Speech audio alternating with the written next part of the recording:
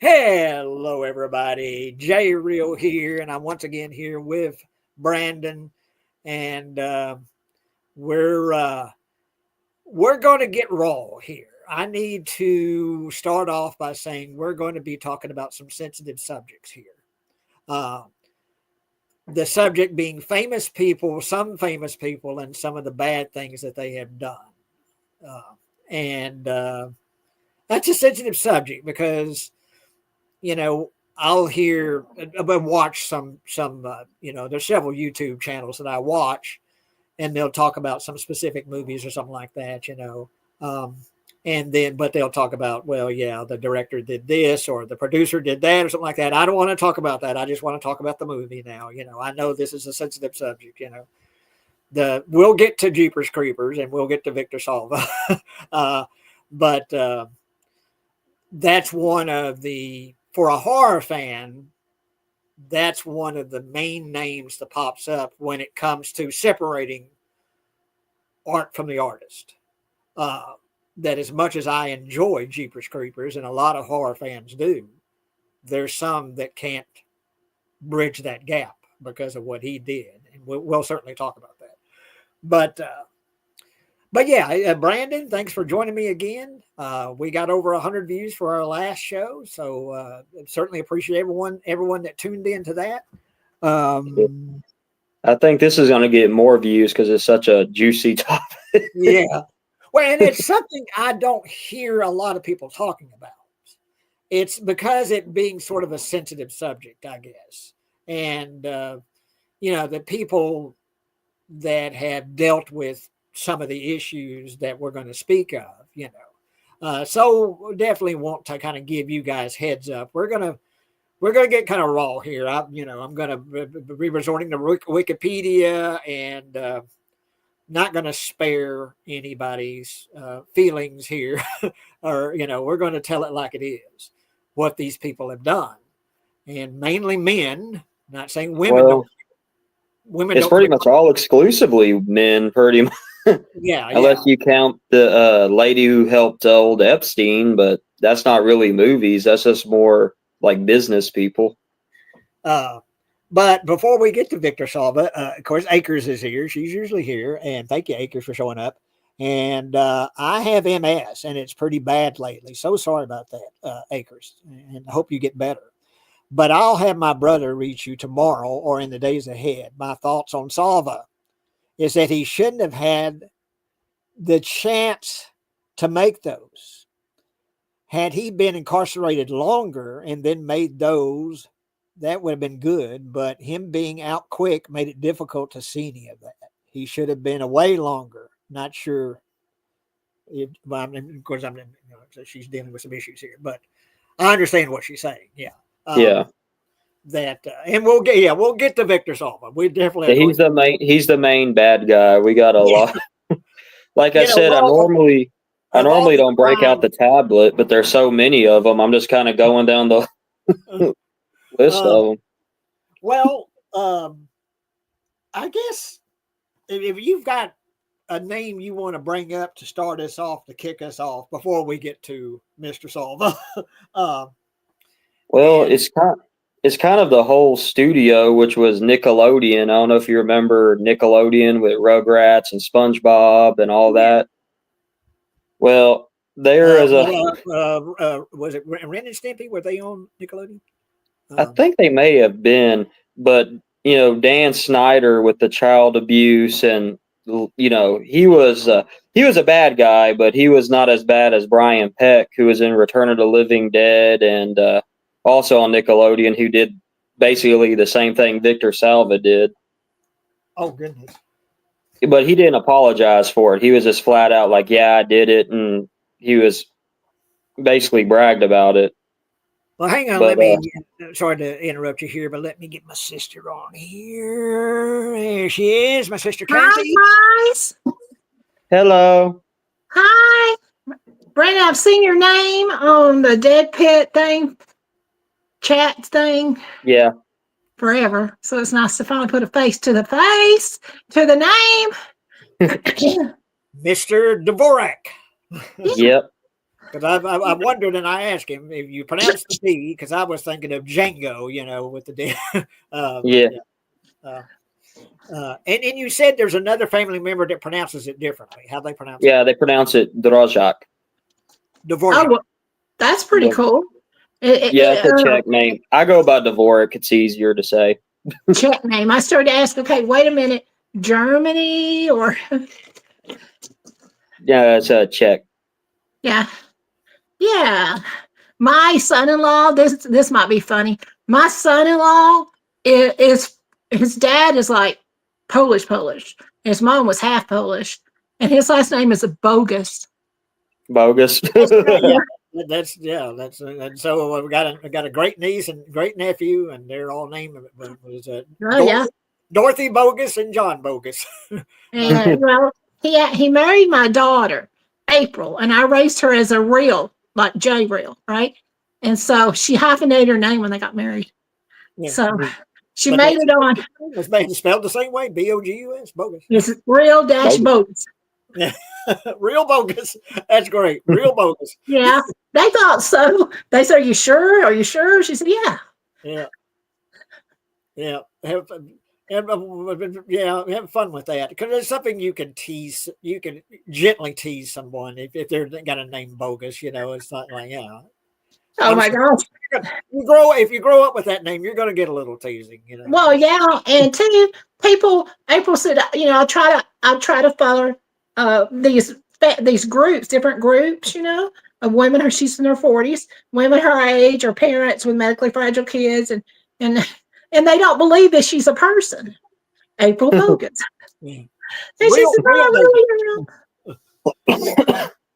But anyway, Brandon, how many from Nickelodeon were doing this? Well, the two big ones were Dan Snyder and Brian Peck, but there was people behind the scenes like camera crew, just a lot of bad guys. And in the notes here it says Peck was arrested on August the 19th of 2003 for lewd conduct with a minor, 11 counts, and it was 11 counts, and it was Drake Bell on the Amanda Show. And they also had code names like Pickles, like Pickle Boy. And there's a whole deal that he put on the Nickelodeon show where he's talking about how he likes to punish pickles. Oh my God. Yeah. So like you don't really understand it like watching it, but like when you see it now, knowing what it's like gross. So he's kind of they were like putting it out there like code. Well, this was the name that Kathy had brought up to me that says you and I don't even remember Danny Masterson. I do remember the show. I remember his character on the 70s show. And you said there's a show, The Ranch, he was on? The Ranch, yeah. With Ashton Kutcher and Sam Elliott. He did The Ranch in the last, few years. And it's a series. But I'll go ahead to Wikipedia, and then I want to have Kathy a comment on it. But anyway, let's see here. There's about all these different, Man, he's an actor, not a director, y'all, or a writer. But all these trials and retrials and all that. But anyway, on September 7th, 2023, Masterson was sentenced to an indefinite period of 30 years to life in prison, which means he might be eligible for parole after serving 25 and a half years, but can't be held in prison for life. And let's get to the reason why. Why? There you go. Hang on. In March 2017, 3 women filed sexual assault allegations against Masterson, prompting an investigation by Los Angeles Police Department. But hang on just a minute. All right, just a minute. I guess he couldn't get it any other way. Yeah, I said it. He had to drug them and rape them. Okay, on June 17, 2020, Masterson was charged with raping a 23-year-old woman in 2001, a 28-year-old woman in early 2003, and a 23-year-old woman in late 2003. The 3 courts came after a 3-year investigation the 3 counts came after a 3-year investigation beginning in 2017.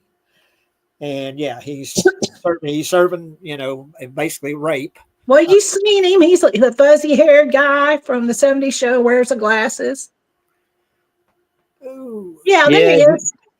He actually had some gang kits put out on him too in prison. There's a whole big YouTube thing about that. If you ever see that on YouTube, about guys who are in prison and they end up like somehow they get information from the inside to them. It's pretty interesting if you got some time to kill. Well, here's what I like. I like that. I don't care if you're a murderer, hardcore murderer, gang member, or whatnot. They don't like you to rape women, and you better not be touching them kids and getting put down for it, because you get your comeuppance a lot of times in prison. Well, also we speak of the Scientology. How that he was Scientologist. Yeah, he was Scientologist, and they tried to cover this up. But what did they do specifically? What do you remember what they did to try to cover this up? It's basically, when you're in that religion, they have everything on you. So instead of going to like confess to a priest, you talk to like basically a camera. So like that's the whole deal with John Travolta allegedly being gay and not coming out. They kind of held him under his thumb. So if these women wanted to speak out, they would have ended their career or aired their dirty laundry. Intimidation, physical violence, stuff like that.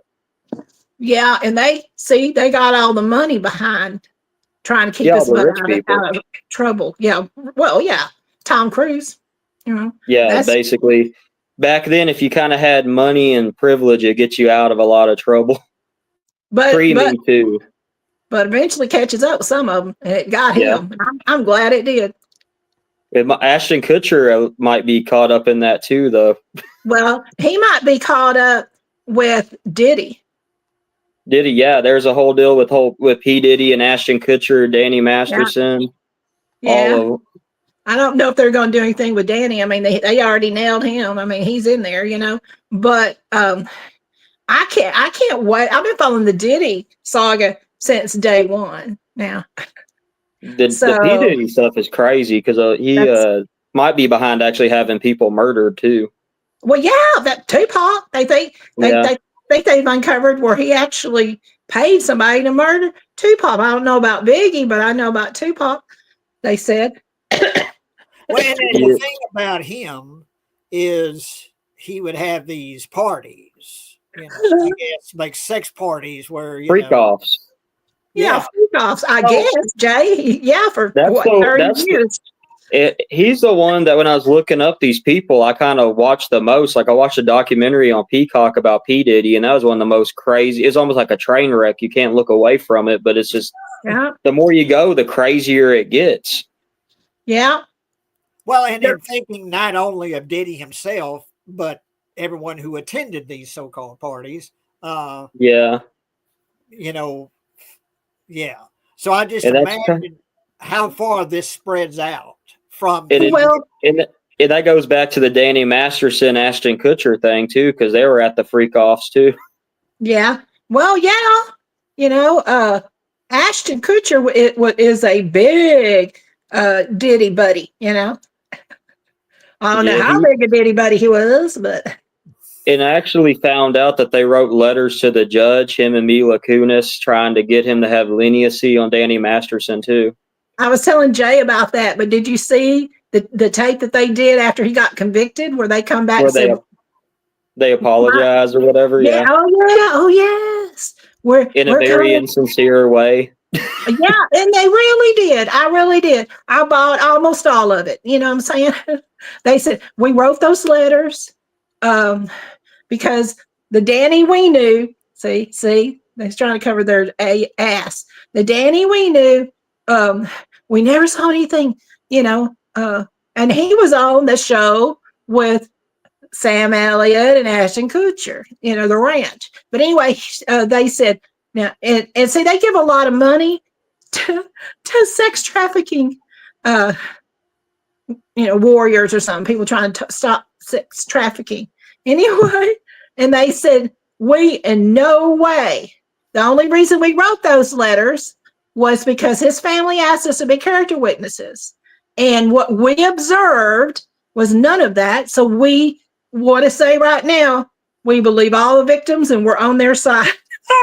They had to back up, man. They backpedal. You can see it. It's got to be somewhere if you want to look it up.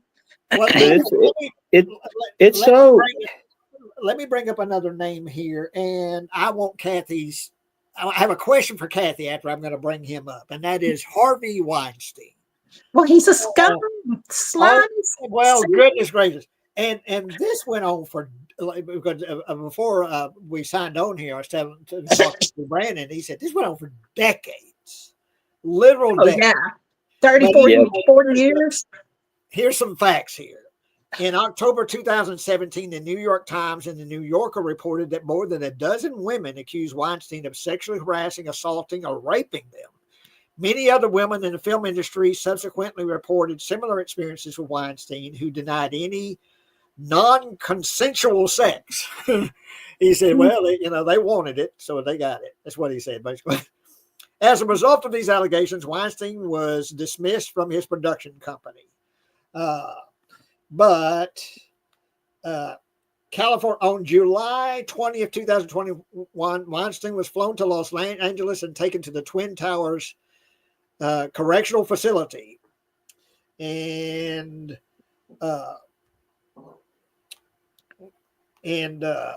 anyway, I don't know if you've seen it, but I looked it up on Wikipedia and they were calling it the Weinstein effect. So apparently people knew for a long time this was going on. Yeah, but here's the deal too, y'all. You got to think, no, he wasn't right. If you want to be in this part, you got to come talk to me in my suite. And you walk up there and he goes to the bathroom, comes out naked with his yang hanging down. Okay. A lot of them could have left, but they were chasing that fame, y'all. Now, is it right what he did? Heck no, it ain't right what he did. He's dying of cancer in the pen. Good. I hope he goes.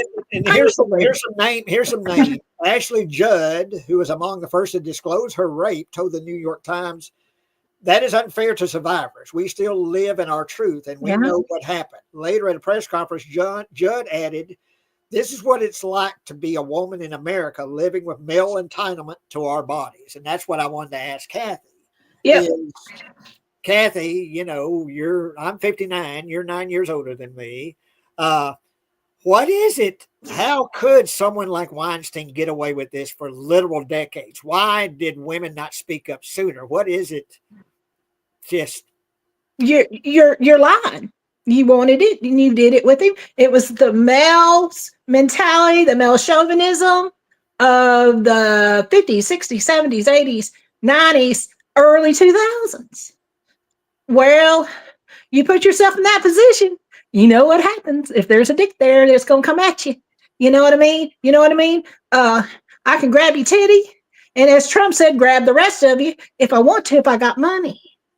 And you can go and report it, but they're not going to do nothing about it. Why? Because you're reporting it to men. And I'm not a man hater. I've been through quite a few very nicely, but you can't, nobody would listen to us. Nobody in society would listen. You had to figure out how to get yourself out of those situations.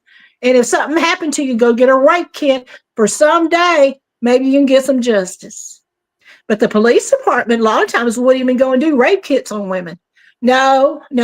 In other words, their attitude was you can't rape the willing. And if you were there in their room, their apartment, their whatever, but he attacked people in elevators, hallways. He just go at them everywhere. Rosanna Arquette, who disclosed that Weinstein assaulted her, said in a statement to the Hollywood Reporter, Harvey was rightfully convicted. It's unfortunate that the court has overturned his conviction. As a survivor, I'm beyond disappointed. They overturned it? I didn't know that. Well, they had a retrial. Despite the sensational appeal, Weinstein remains set to face a retrial for the overturned New York convictions in the fall of 2024. During a court hearing on July 19, 2024, Judge Curtis Farber ruled that Weinstein would be retried and tentatively set for the retrial to start on November 12, 2024. Was he? Well, I thought he had to stay in the pen. I thought he was still in pen too. I thought he was too. Yeah. Well, here's what I heard. It's current. It was like 2 days ago. I follow Nancy Grace, and I watch all of her shows on YouTube, and that's how I've kept up with up-to-date information about P. Diddy. Okay. And because she's follows, she's got court reporters that work for her that go into every one of his, whatever you call them, hearings is the word. But anyway, and she don't play as far as Weinstein's concerned. She said today, I watched one, it might not have been recorded today, but I was watching some of them, and she said, well, yeah, P. Diddy thinks he's going to get out and walk scot-free. He's not going to. She was a prosecutor for years, y'all. And then she said, well, Weinstein, if P. Diddy's good enough to get out, well, Weinstein, he's dying of cancer in the pen. So I think he's back in there. Well, the last name I put up is Rose McGowan. Go ahead, Brandon. I was like, if he's not, he should be. I mean, there's so many like people, and like I said, it was like an open secret. And I think the people like, God, what's her name? I'm drawing a blank on her name. She was in a movie, Music of the Heart, Wes Craven directed. What's her name? It's not Rose McGowan, is it? No, it's Meryl. Was it Meryl Streep? No. She was defending Weinstein. No, she was defending him and calling him God and all that at the award show. Yeah, but he didn't get her. But I'm just saying the people defending him, that if it's an open secret, I mean, if she knew, she's kind of just as bad as he is, or worse, because she could have went and helped some of these women. But it's all like in Hollywood, it was a big time open secret. Everybody knows. The thing is, in separating the art from the artist, you're pretty much half the movies that were made in the 90s were Weinstein movies. Was a Weinstein movie. Yeah. I think he did the Scream movies. He did pretty much all of Tarantino's Pulp Fiction, yeah. Yeah, Pulp Fiction, and oh God, there's so many movies that have won Academy Awards, or just that you would consider classics that Weinstein produced. So you'd pretty much have to throw away half your DVD collection. I feel like it's easier, though. I feel like it's easier to separate since Weinstein was just a producer. But when we get to some other people down the list, it's kind of like, I feel like they kind of put little Easter eggs of their crimes on screen that you don't really know about till you know about them. Yeah. Then you're like, oh my God, yes, there it is right there. Yeah. But the last name I'll bring up about Weinstein, Rose McGowan, who also shared her story of assault from Weinstein, said in a video statement, no matter what they overturn, they cannot take away who we are and what we know and what we've gone through and what we can achieve in this life. We are not victims. We are people that were injured by evil. So that's true. That's true. And that's the thing is, so definitely some other names are going to bring up here that in some cases, these people are so famous, you wouldn't think they would need to rape a woman or force a woman. Well, look at him, Jay. Look at Weinstein. Even when he was young, the man wasn't nothing to look at. And you gotta have a little bit. You gotta have a little bit of sex appeal for a woman to be attracted to you. Now they can be attracted to you for money. It's a power thing too. A lot of time, it's a violent act as well. Yeah. Well, that's what rape's all about. Is it's not sexual at all. It's power. He says, and so that leaves me in what I'm talking about, being famous, being popular. Because when I was a kid, we had Saturday morning cartoons on Saturday mornings. And of course, my favorite was all the Warner Brothers stuff, the Roadrunner and Coyote and Bugs Bunny and Daffy Duck and all that. That was my favorite stuff. But one of my favorite shows was Fat Albert and the Cosby Kids. Hey. And Bill Cosby but particularly with that show as a kid, I really liked Bill Cosby because he would do these, segments where he would talk to the audience, talk to the kids, between the cartoons. And, and here's another one that it wasn't until late, of course, you had the Cosby Show, which was the #1 show in the country. I love that show. I never miss an episode. I liked it. My parents really liked the Cosby Show. I always found his humor to be a little on the tame side, kind of family friendly. Yeah. And I always leaned more to Richard Pryor and George Carlin and Cheech and Chong, and Steve Martin's early stuff, edgier stuff. But I like some of his Cosby stuff. But his bullshit didn't come be exposed until really late in his life. But it says here, the earliest allegation against Cosby dates back to December 1965, the year I was born. In 2005, Christina Rule came forward as Jane Doe number 12 in the Andrea Constant case and alleged that Cosby had drugged and assaulted her at that time in his Beverly Hills home.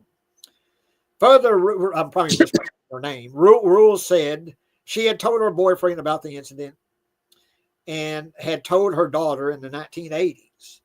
So this is like Kathy was talking about, this sense of entitlement that this happened in 1965. And oh, yeah, it was really bad then. Until the 80s that she actually said something. This was enduring this all this time. But, well, February 1st, 2000, according to a statement provided by Detective Jose McCallion of the New York County District Attorney Special Victims Bureau, Rachel Covington, who was 20 years old at the time, filed a criminal complaint against Cosby, alleging that on December 28, 2000, at his Manhattan townhouse, he had tried to put her hands down his pants and then exposed himself. Covington also alleged that Cosby grabbed her breasts and tried to put his hands down her pants. Now, did it say she did it first? It sounded like you said she did it first. He grabbed her hands. And I see. I'm with you now. But anyway, on April 26, 2018, following a jury trial, Cosby was found guilty of 3 counts of aggravated indecent assault. Not rape, aggravated indecent assault against Andrea Constant. An initial trial on the charges had ended in a mistrial when the jurors couldn't reach a unanimous verdict. On June 23, 2020, the Pennsylvania Supreme Court agreed to hear a further level of appeal on Cosby's sexual assault. But anyway, he went to prison for basically drugging women and raping them. Yeah. With basically give them wine or whatever, and he'd have some kind of drug. I don't know what the drug was, but he'd have some drug that would knock them out, incapacitate them, and he'd rape them. He was just a few years ago released. Cosby was released from prison on the same day that his conviction was overturned. It actually overturned his conviction. Yeah, well, just a few years ago. I'll make a one point, and this goes for everything that y'all are talking about tonight. It has nothing to do with sex, okay? It has nothing to do with sex. Might have been for some men because they couldn't get it any other way, but I don't think that's it. I think it's control. I'm going to control you. You might not think I'm going to control you, but when you walk in to a vicinity where I'm at and I got my eye on you, I'm going to control you whether you like it or not. And the women have no clue what's going on till they either wake up or you know what I'm saying? But that's what it is. I'm controlling this person. Well, that's what I wanted to bring up about Cosby, is that he was so popular at the time. Of course, he was a married man, had kids. But even before that, even earlier, like I say, back in the Fat Albert show and things like that, he was a popular comedian. He was a popular celebrity. You wouldn't think someone like that would need to drug women and rape them. They don't need to, Jay Carlton. It's an illness. It's something not hooked up right. You don't. I was looking up some stuff on Bill Cosby because I remember my grandma used to watch some show where he interviewed kids, so I Googled that, and so apparently he was on Kids Said the Darndest Things too. Yeah, I like that show. Yeah. So he's kind of like the wholesome kind of guy, but it's just that's what makes it kind of grosser to do. Well, yeah. Yeah, it's like if Mr. Rogers was a prevert or something, And I'm digging your crosses, so don't let me offend you by my language. No, that's fine. I cuss all the time. Okay. Well, like I said, we're getting raw here. So well, I know, but I want to apologize up front. Yeah, I have a question. Since I'm younger than y'all, was Bill Cosby kind of like a Mr. Rogers type figure, or like what was he back there? He was always like say with wholesome. Wholesome. With the Fat Albert show, he was this like. He was like, America's dad, or something, he was this friendly guy, wholesome guy, loved kids, loved to entertain kids. And like you said, I remember that the shows where he's interviewing kids and stuff, that was kind of always his MO, is that, he was sort of a father figure, very wholesome. With the Cosby Show, talking with his wife and his kids. His comedy was that, talk about, raising his kids and dealing with his children and with his wife and stuff. So yeah, he was always the wholesome one, you know what I mean?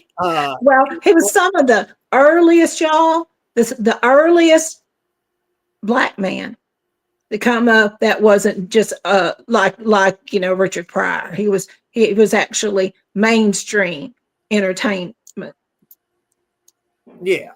Well, and as racist as America was during that time, it was like, well, they made an exception with Bill Cosby because he was such a wholesome figure, It seemed like little did they know.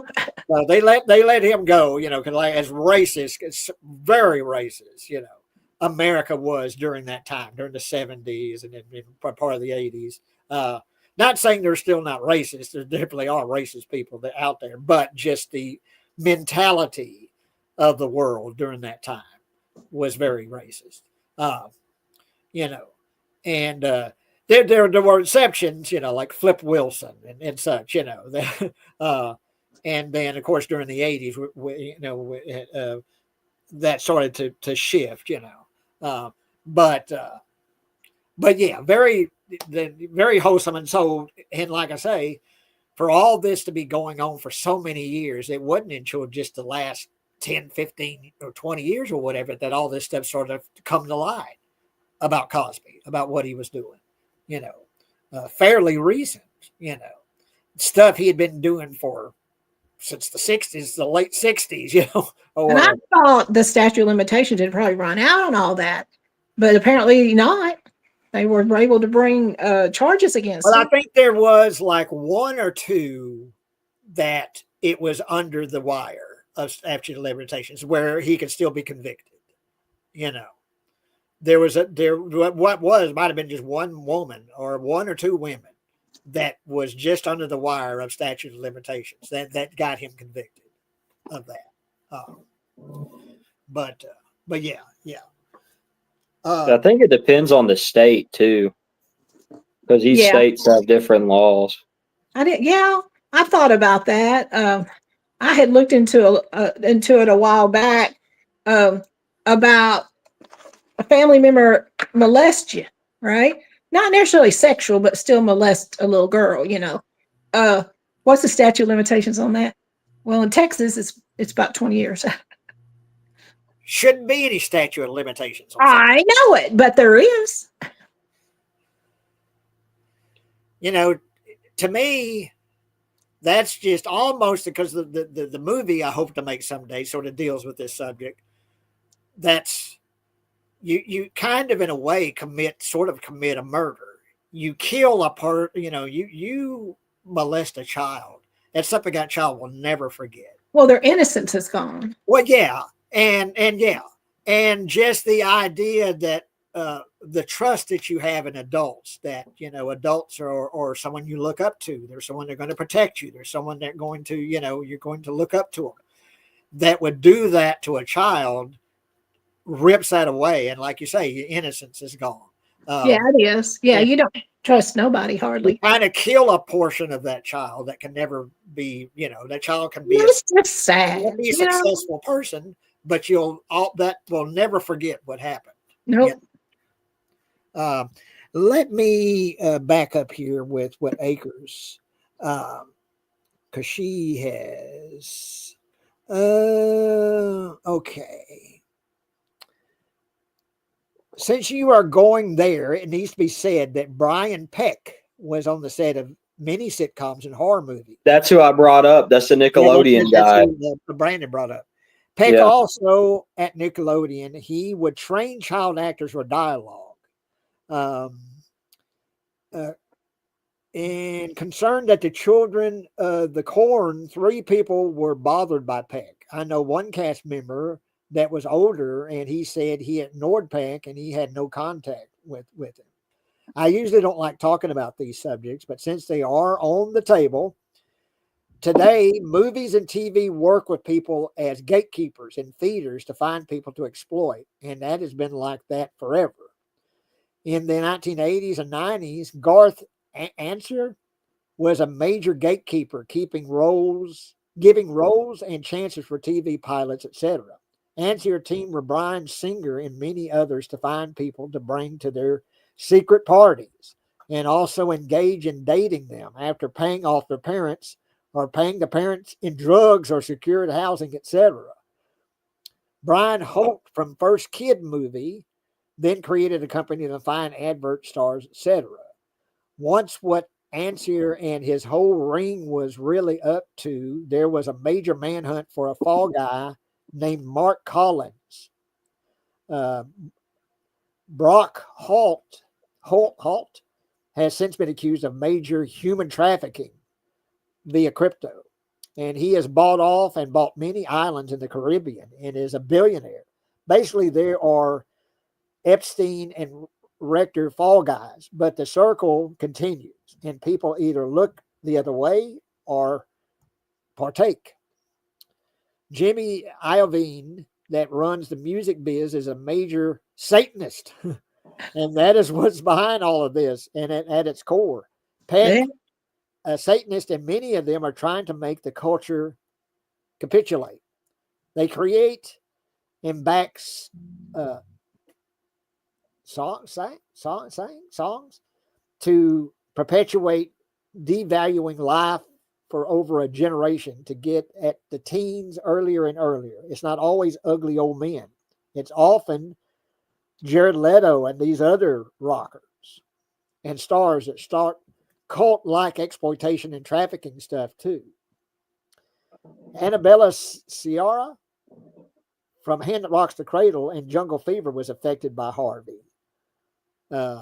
But anyway, she says a lot of stuff here. I'm not going to read all of it. But yeah, well, go ahead, Brandon. Well, she's bringing up Satanism, but it's not just Satanism. I mean, the Catholic Church is real bad about abusing people too. So it's about finding. I think it's people find a place that's to where they can have access to their victims.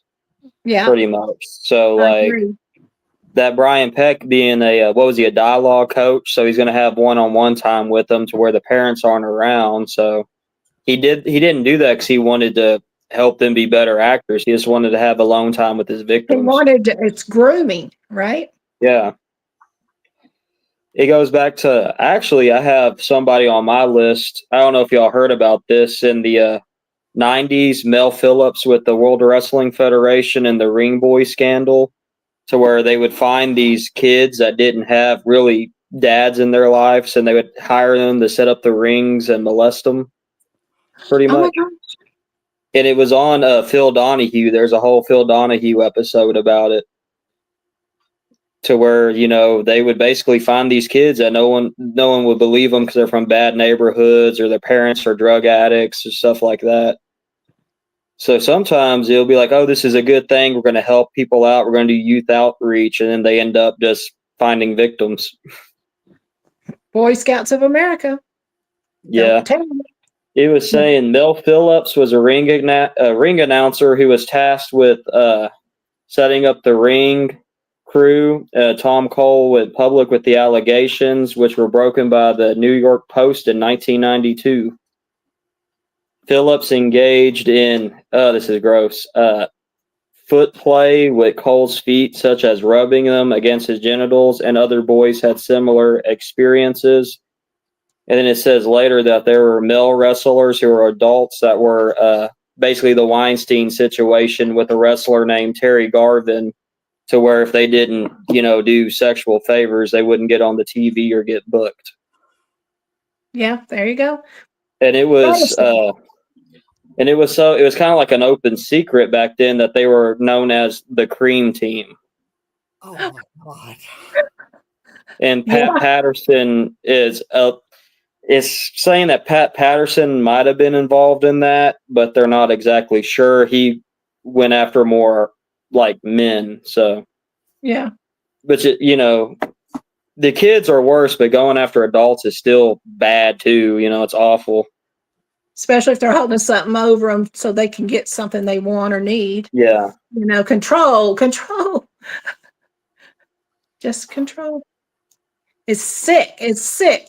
Well, at least now, since Me Too movement, women feel like they're more open to be able to talk about things that's happened to them, or maybe still go after some of these perverts. The Me Too movement that really was only, had really popped up in the last 10 years or so. The women that had been enduring this for decades finally were speaking up, and finally were being heard, about stuff that Weinstein did and Cosby. Have y'all, I don't know if y'all are wrestling fans, but since I'm a wrestling fan, the whole big deal with the Vince McMahon sex trafficking scandal, I don't know if y'all heard about that. No, we're not wrestling fans. We were in the 70s and when our dad was watching it. Yeah, but he's basically the Weinstein of wrestling pretty much. Mm-hmm. So he's actually going to be, the FBI is after him for human trafficking, sex trafficking, assault. Is like, yes, this stuff is, I don't even know if we could talk about the stuff he's accused of doing on YouTube though. Oh yeah. Because it involves like defecating on people and just like really gross shit. Well, like I say, we're going to get raw here because I think we can get away with it. But and like I say, this is what we're talking about stuff that a lot of people don't talk about. But it's a very uncomfortable thing, and it's like with the Vince McMahon stuff, and I'm sure Weinstein did it too. They had the NDAs, which are the non-disclosure agreements. Yeah.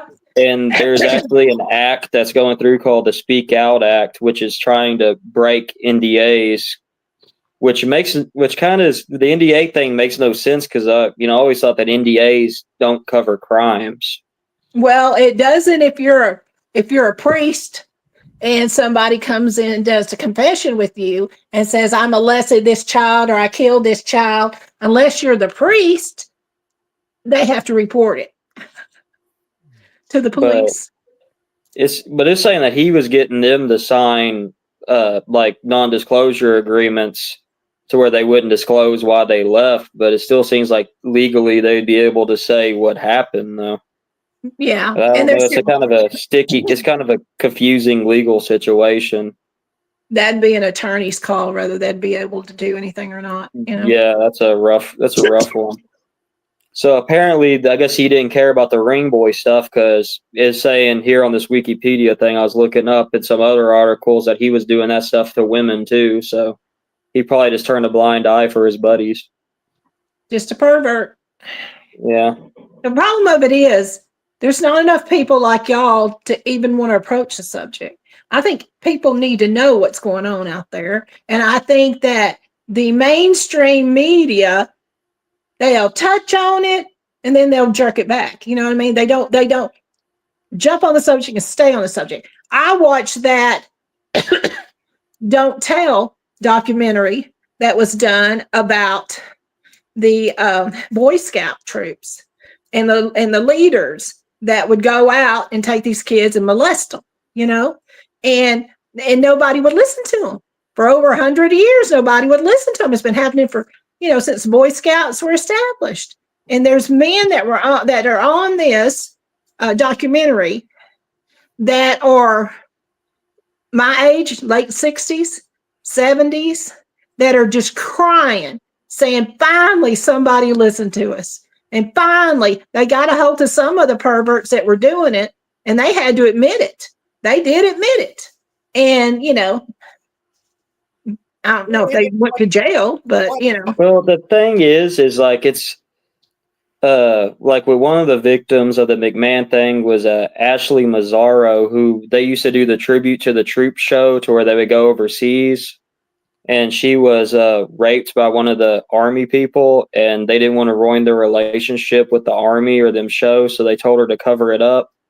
And she ended up committing suicide in 2005. So that kind of on your mind. It'll work on you. So it's just a sad. It's just a real messed up situation. That's why people like that need to be put away, because they're literally killing people. Yeah, I know she committed suicide, but it led to that, Well, yeah, Well, speaking of children, and then, well, let's talk about the most famous pop singer in the world. Well, I'm going to step away for a minute. The number one album of all time. Didn't do it. Michael Jackson. I think he did.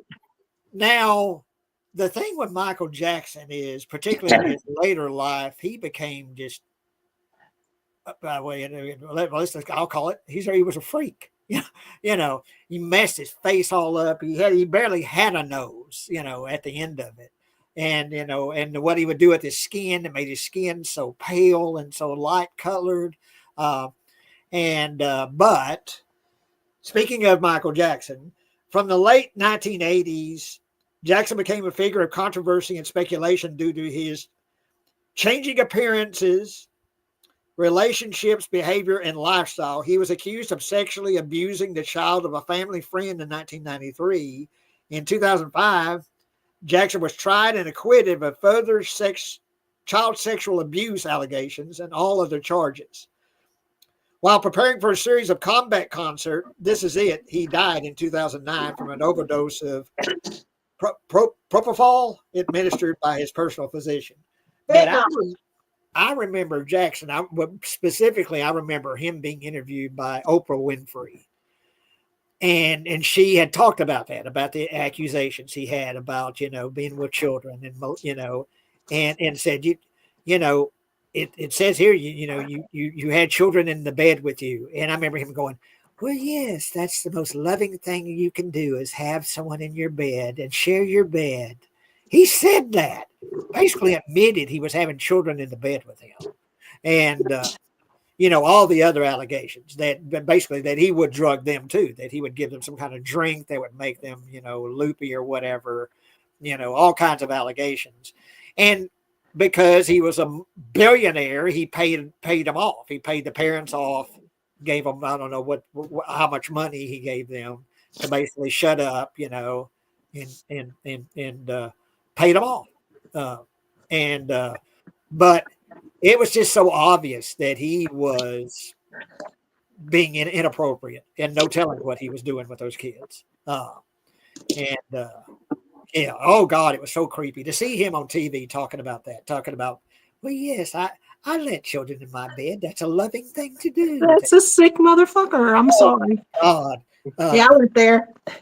But yeah, Michael Jackson was, there at the end, the last, 5-10 years was just, what was it that he married Lisa Marie Presley and kissed her on the Grammys or something. And then you just went, oh God, when they kissed, it was repulsive to watch him kiss a woman, watching him kiss Lisa Marie Presley. And you just know he just married her to try to just cover up, the stuff he was doing with kids and stuff. There's, well, look, I'm married. I've got a loving wife, yeah. Oh my God. And Sean wants to know, are we talking Polanski? Well, okay, let's talk Polanski. Yeah, I know more about that one than Michael Jackson. Like I mean, I like his music and everything, but like I don't Mhm. know like a whole lot about like I just remember when I was a little kid that was on the news everywhere.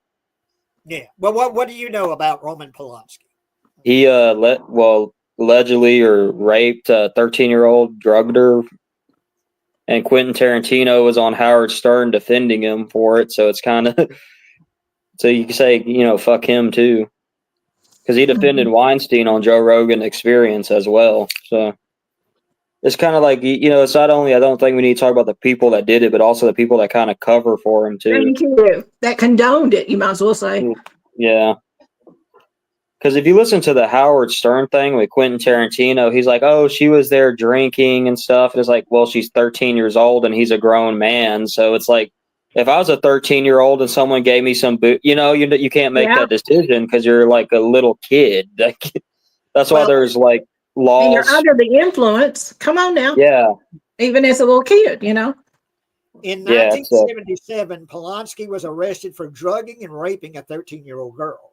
He pleaded guilty to the lesser charge of unlawful sex with a minor in exchange for a probation only sentence. The night before his sentencing hearing in 1978, he learned that the judge would likely reject the proffered plea bargain, so he fled the U.S. to Europe, where he continued his career. He remains a fugitive from the U.S. justice system. Yeah. What year did that get overturned? Do you remember? I don't know. Was it ever overturned? I'm not seeing it being overturned. Oh, okay. Basically, he's We got by with it. a fugitive still from the U.S. Yeah. Yeah. that's one that really messed me up because I had he was an English teacher and he was a theater teacher. And, I liked horror movies. And, I told him, oh, yeah, I watched my mom's DVD of Rosemary's Baby. And I always wondered, like, why he was never at the award shows. They would always have a picture. And he's like, oh, he's a rapist. And I was like, what? It kind of like threw me off. Well, yeah, and of course he kept, I don't know when's the last time he made a movie, but yeah, he continued his career to continue directing. Because if you watch the Oscars, they always had a picture of him. It was always everyone would be there at the Oscars and be a picture of Roman Polanski. Yeah. And I asked the theater teacher, I'm like, why is he never there? And he's like, oh, he's a rapist. And I was like, what?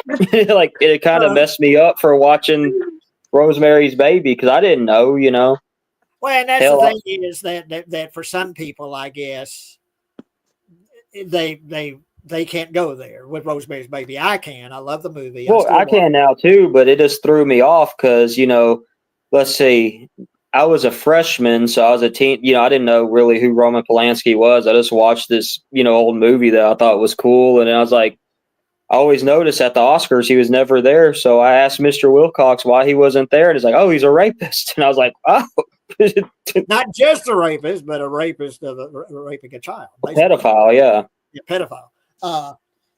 But that's the other thing is that he continued his career, continued to make award-winning movies.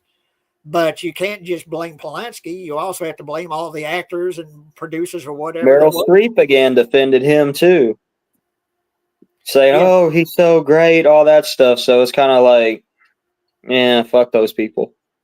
Well, yeah, you think of all the movies he made after that. And didn't he do The Pianist too? Yeah, I think he did The Pianist. Yeah, he did The Pianist. But yeah, he still made award-winning movies. He managed to continue to win Oscars. I don't know. I think maybe he won some Oscars after that. So yeah, he did because people would accept it on his behalf. We're accepting it on behalf of Roman Polanski or whatever, Yeah. Well, that's in other words. Let's fall right back into your subject, Jay. Can you separate the art from the artist? I can, in a lot of cases. Most of the time, I can.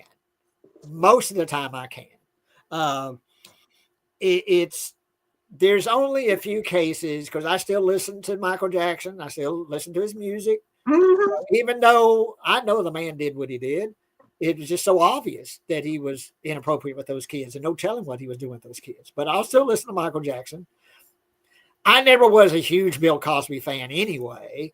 Except for Fat Albert and things like that. I found some of his humor to be okay, and I like the Cosby Show. I watched it. My parents really loved it. They loved the Cosby Show. but I'm not missing anything with Bill Cosby. It's not what he did is the reason why I'm not watching his stuff. Is that I just never was a huge fan of his stuff anyway. But what they call cancel culture, where you don't hear Bill Cosby mentioned anymore. No one talks about Bill Cosby. It's almost like he never existed. Being as famous as he was, one of the most popular comedians there were, having the #1 television show. No one talks about it. To go back to the wrestling thing, we call it the Benoit effect because Chris Benoit murdered his wife and kid and hung himself, and they act like he don't exist. Like they just kind of like nope, just brush it under the rug. Yeah, just gone. It didn't happen. But let me say something to Sean. Hey, Sean. Yeah, we're going there. But we're covering a lot of people, dude. So if you got anything you want to say, chime in. We're covering all of those people. Well, Akers says I thought I would add some context, and I appreciate you doing that, Akers. It's just I didn't want to do all that reading. I certainly appreciate it, but I'm so nearsighted I have to get right up to the screen to read all that. But I thought I would add some context and larger reasons behind all that. And thanks for the discussion. It is not one I like talking about much. Yeah, I know. And that's what I said at the beginning is that this is going to be sensitive for some folks. Yeah. Yeah. And yeah. But we're talking about stuff that isn't talked about a whole lot that like Kathy said, kind of swept under the rug and just kind of, because it is disturbing and upset. I understand anyone that was upset by the subject, but it's what's happening. And it's only been in the past like 10 years or so that a lot of this stuff has finally been brought out into the light with the Me Too movement, where not that women weren't saying things in the 60s, 70s, 80s and stuff, but they weren't being listened to. No, and the cops would just say, "Oh well, there's nothing we can do about it." Yeah. Attitude, or would just tell you that, right? And I'm a survivor. Oh my God, I'm a survivor at 6 and 13, and I wasn't raped, but I was molested in other ways. So yes, I'm a survivor too. Now, honestly, it helps me for people to know that. I don't care if you know that. It's part of who I am. And I think all the self-defense classes that I took helped me be more of a comfortable person in my own skin, people. So I'm a firm believer in all women should take some kind at any age self-defense. You just have to. You have to if you're going to be out in the world. Especially me. I live alone. Are you kidding me? They don't want to come in here on me, breaking on me. Well, but I'm just saying it goes back to even I was looking up some stuff even about Alfred Hitchcock. It's saying he was accused of sexually assaulting his actresses too. So I mean, this has been going on for a long time. Mm-hmm. Which that kind of goes back to one of my favorite movies is Psycho. Oh, I love that. Yeah. Yeah. That's ours too. Jay's too. He likes it just like you do. Oh, but the bottom line of it is these men already had a certain amount of control over the women that they victimized. And it just depended on how bad they victimized them that they just let them get by with it. I mean, there was nothing we could do back in the day, Yeah, You reach out and grab one without asking, go ahead. What am I going to do? Yeah, Tippi Hedren was the one who was, accusing Hitchcock of that. So that was happening on the set of The Birds. And that was that Kathy could speak about this. That was a time period where it was just the attitude was, well, that's just part of the game. That's just part. If you're going to play in the game, then if you're going to be an actress or you're going to be in movies or whatever, well, that's just part of it. Here you go. Yeah, when you go, you've heard about that person. Somebody said for sure that they did this certain thing. Well, you going in it with your eyes open. You know what you're getting into. That's it. Well, let's talk about. And one of my for the longest time, he was one of my favorite actors, and that's Kevin Spacey. Uh, Well, that's a tough one too. he's never been convicted of anything. In fact, I think he was found not guilty here recently of what he was accused of. But in 2017, Spacey faced several allegations of sexual misconduct. In 2018 and 2019, Spacey faced multiple criminal investigations. However, in each case, Spacey was either not charged or the charges against him were dropped. He has denied the accusations and was found not liable in 2022 lawsuit in New York. In a separate case in London, he was acquitted by a jury of sexual assault charges in 2023. And well, I'm glad you brought him up because I had an argument at my old job with someone because we watched the movie Seven. It's like, oh, that guy's terrible. He was never good anyway. He's just a rapist. I'm like, his performance in Seven was pretty good. I mean, two things can be true. He could be a piece of shit and a good actor. American Beauty. Yeah. I really like that movie. There's several movies I liked him in, but he was in House of Cards too. He's just a really good actor. I've watched all of that series. My gosh. But what he was accused of was with young boys. Yeah. Not girls, young boys. I don't know what the specific charges were. Yeah, and it's also, I know some people, like I say, there's a difference between a gay man and a pedophile. There's a difference.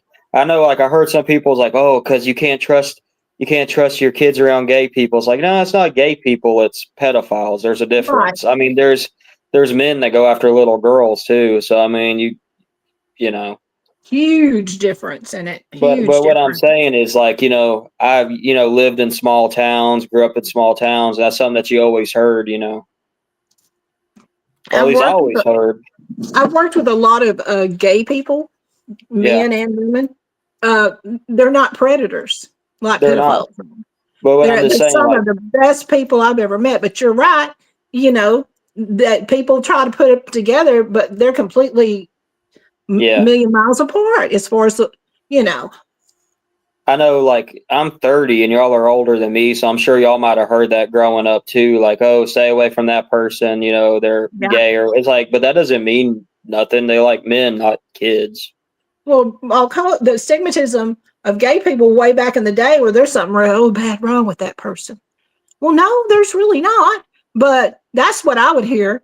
Daddy say, yeah, look, that woman, she's got a girl, she lives with that other woman, and they're not just roommates. I think they together. And I said, Daddy, what's that about? And he says, well, a lot of people think that they're probably doing something they really shouldn't be doing. But he said, it's not my business. Live, let live is, and I was raised like that, right? A lot of people weren't. They think you can take them. And of course in school and whatever, because and of course I'll say the word. I'll just say it one time, faggot. That was you are a faggot, That if you acted gay, that was the word. Of course, you don't say that word anymore, but I'll say it. That's what you were called, and and sort of being around that in school and such, that shaped the way I felt about gay people in a negative light. But when I started going to college, Navarro College, and particularly North Texas State in Denton, Texas, I was taking a lot of drama classes. I thought I wanted to be an actor at the time, so I was taking drama classes and theater classes and stuff. And I would say half of the students were gay, the male, Yeah.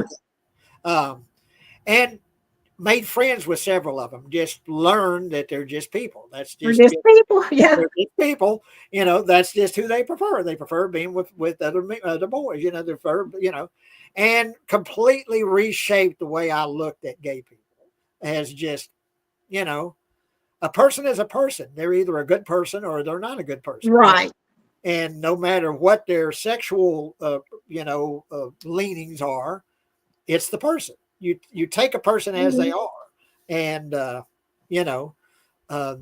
and I learned that by being around them, and made several friends. We're very friendly with a lot of them, gay boys, gay men or gay boys.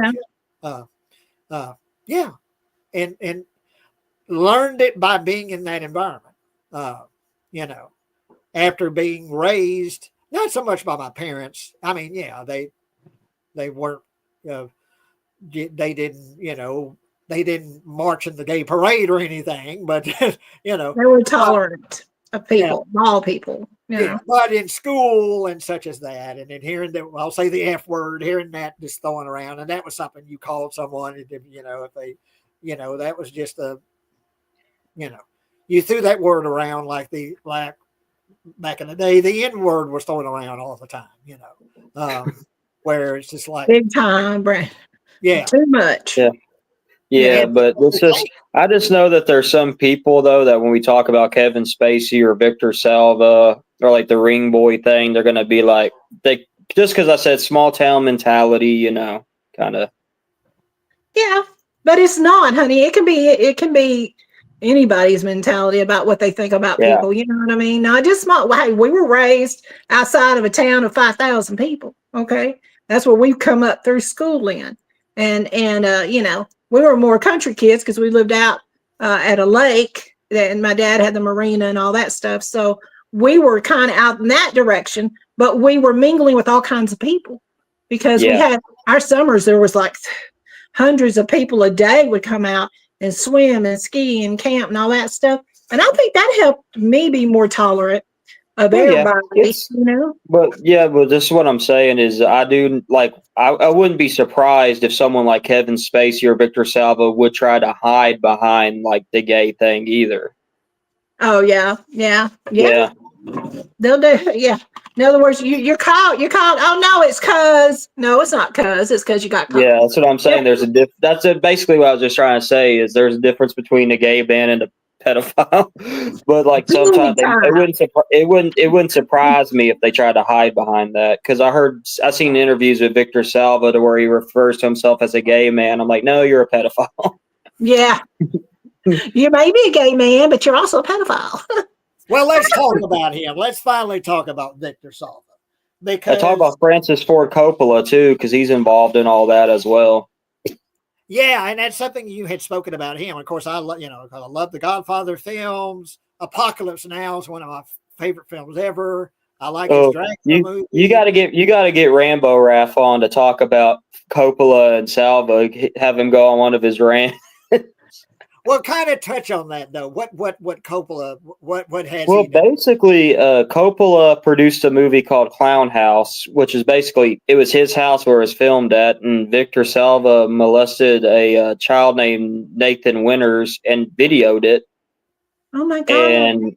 and he sued the kid for not coming back to do the ADR work and finish working.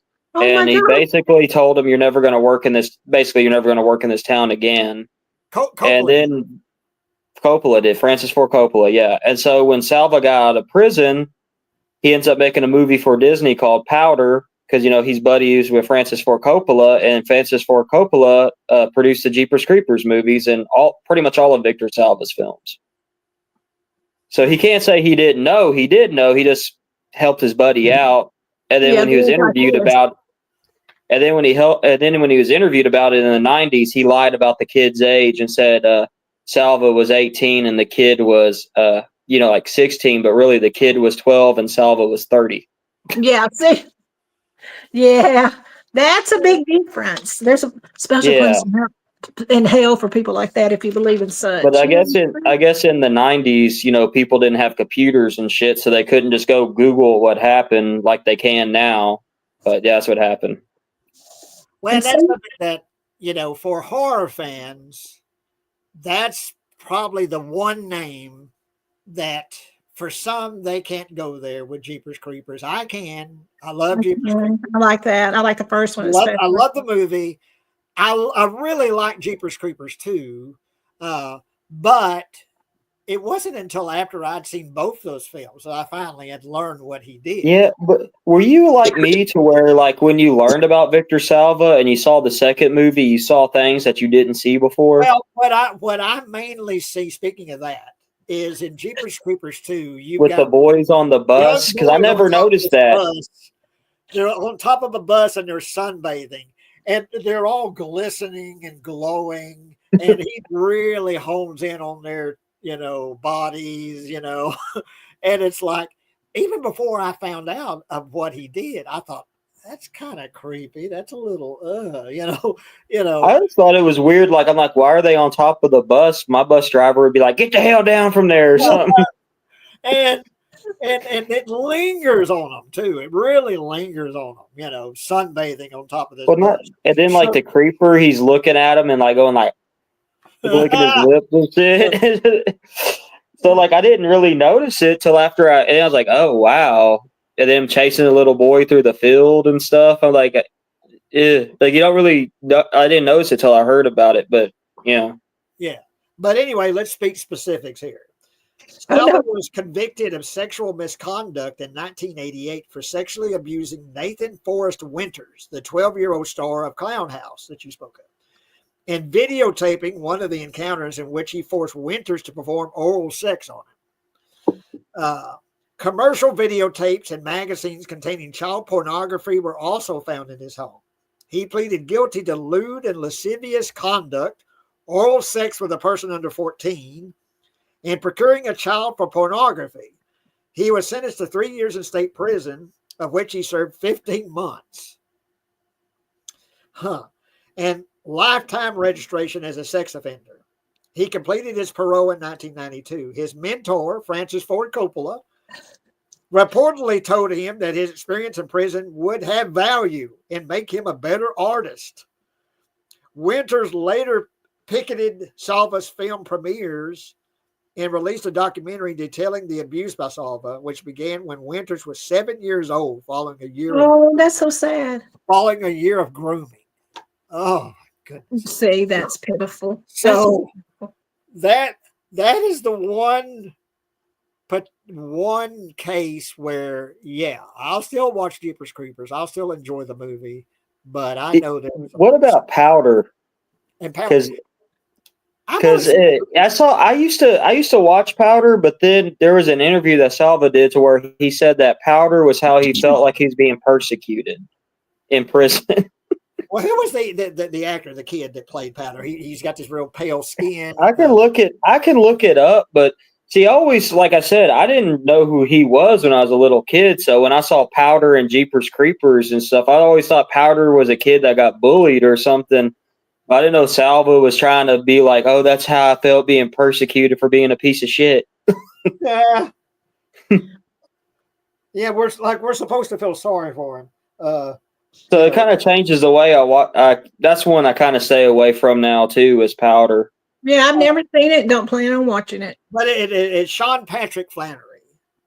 Yeah, and there's that weird scene with Jeff Goldblum where he's like filling on his head and shit, and they strip Powder naked for no reason. And then there's another, I guess they're supposed to be teenagers, but he's like kind of bathing, like you said in Jeepers Creepers, and the camera's following him. Oh God! Well, the film is about Jeremy Powder Reed, who has an incredible intellect as well as telepathy and paranormal powers like controlling lightning and magnetism. It questions the limits of the human mind and body while also displaying society's capacity for cruelty, and raises hope that humanity will advance to a state of better understanding. Should have put lightning on as a winker, I think. Not Powder, but the pervert that. The film was a financial success, but critical reviews were mixed, and the film's release was dogged with controversy due to Salva's prior conviction of sex child. Good. That's why I never heard of it till y'all were talking about it. I never heard of it. But I have a question though. So Disney, I'm pretty sure they did background checks when they hire people like other jobs do. So like they just be like, oh yeah, this guy just raped some kid, we're gonna hire him. Marketable. If they're marketable, dude, I guess they overlooked a bunch of that. That's all about the money. Kind of in like Roman Polanski and all these actors and producers and all the people that worked on his films after he was admittedly had raped a 13-year-old girl, and that in Victor Salva's case, he still made movies. What Jeepers Creepers 2 was after this conviction, wasn't it? Yeah. And Jeepers Creepers was after it. Powder, like he got his Francis Ford Coppola basically got his boy's foot in the door and produced like almost all his movies. but like I say, that I don't put the blame just on him. I put the blame on everyone involved in all his Yeah, films. that's what I'm saying. Yeah. That makes me want to look at Disney a whole different light. You know, well, you've got a convicted child molester, child abuser, that admitted what he did. It ain't like, it's like, well, there's a Like, question. no, it wasn't me. No Well, question. hell, he filmed himself doing it. That's what I'm It's saying. still, yeah, It wasn't videotaping, giving oral sex, kind of looks like you.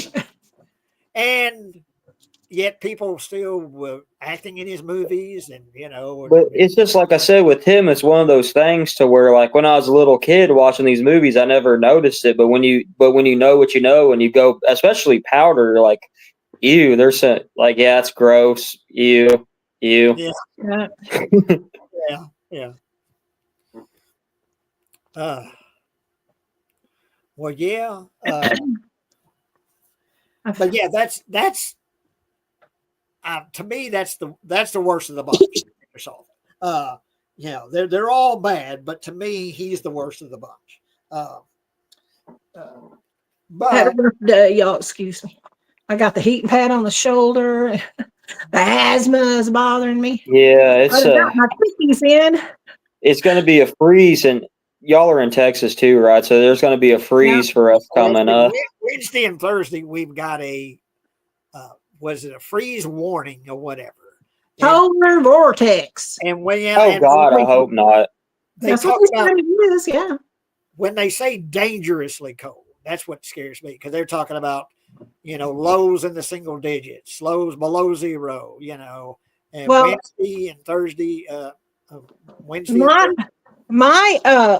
The Austin news that I watched, because I'm about 20 miles, Brandon, from Austin, was saying, look, it's a polar vortex. It's going to start up north, and it's going to make like a swoosh down through here.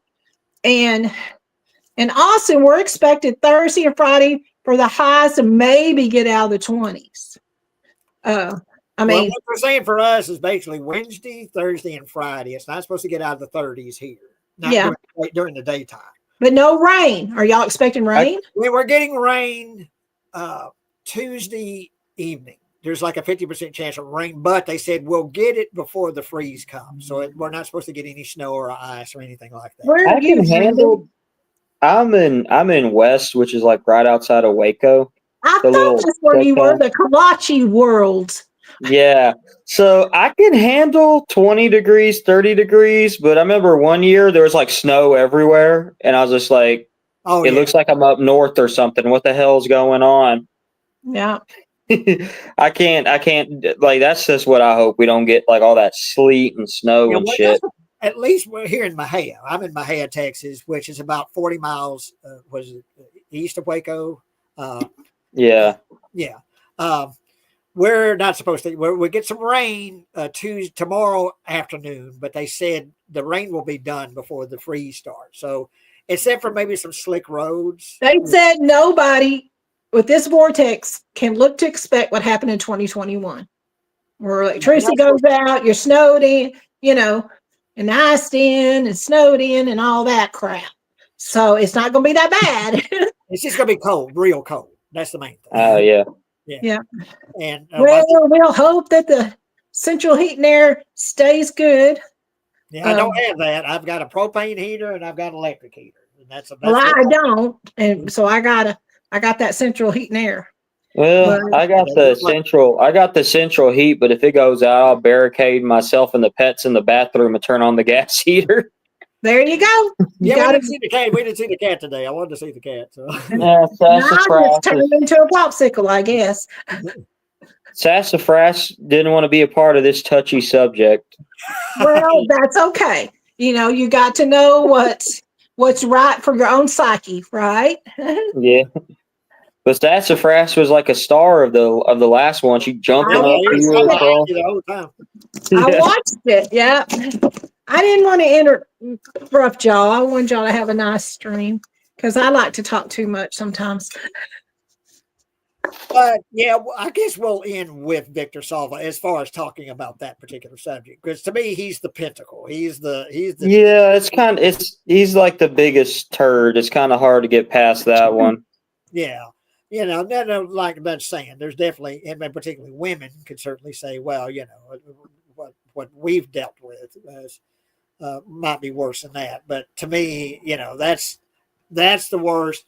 And the pity being that Jeepers Creepers is so good and I enjoy it so much that it kind of hurts the enjoyment of it. If you watch interviews with that, because that kid as an adult, he did interviews talking about it. Victor Salva basically killed his passion and love for acting and stuff that he liked. So he didn't just abuse the kid, and it really messed him up mentally and killed what he loved too. So yeah. It does. It takes your innocence away. It just does. Yeah, so it took his innocence away. It took his innocence away, and it killed his love for making movies too, which is what he wanted to do. So it's terrible. It's just really, really sad. Now here we go. I'm gonna tell you my take, and Jay, don't take it away from me now, because I already talked to him about it. What y'all's take on bullies? I tell you what, I know these perverts and these pedophiles. Now, if they've taken the pedophile and been proven, yeah, there's going to be stuff I won't watch, more than likely, maybe ever again. But bullies. When Will Smith decided he was going to take it upon himself and walk up to Chris Rock and slap the poo-dee tang out of him, or the crap out of him. He said, don't mention my fucking wife's name again. He laughed at the joke before she said something to him, and then he got up there and slapped him. On YouTube, you can go and watch that. And he was laughing, and then she just looked at him like this, and was all like, and then he went up there and slapped him. Because when he made a G.I. Jane reference, which is Demi Moore, she shaves her head. No, she don't shave her head. She's got that alopecia. Her hair don't grow. I know, but in the movie, Demi Moore shaved her head. Oh, yeah. But how's Chris Rock supposed to know that? How's Chris Rock supposed to know she has alopecia? And so Chris Rock, it looked like she had shaved her head. And he was just making a little joke, saying, hey, you need to be in G.I. Jane 2 or something like that. And when he first said that, they cut to Will Smith and he's laughing. Yeah, he is. Yeah, I saw it. And then he looks over at, what's her name? What's the wife's name? Jada Pinkett Smith. He looks over at Jada, and Jada's not laughing. And so I guess he thought, well, I've got to protect my wife's honor. I don't know why during that time she was sleeping with somebody else. And that's the thing about that is that Jada Pinkett Smith was sleeping with another man and admitted to it. A young guy, yeah.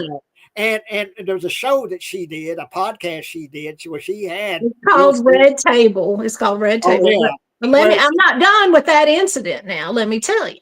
So what happened to me, Brandon, is I've been bullied in my life. Oh my gosh.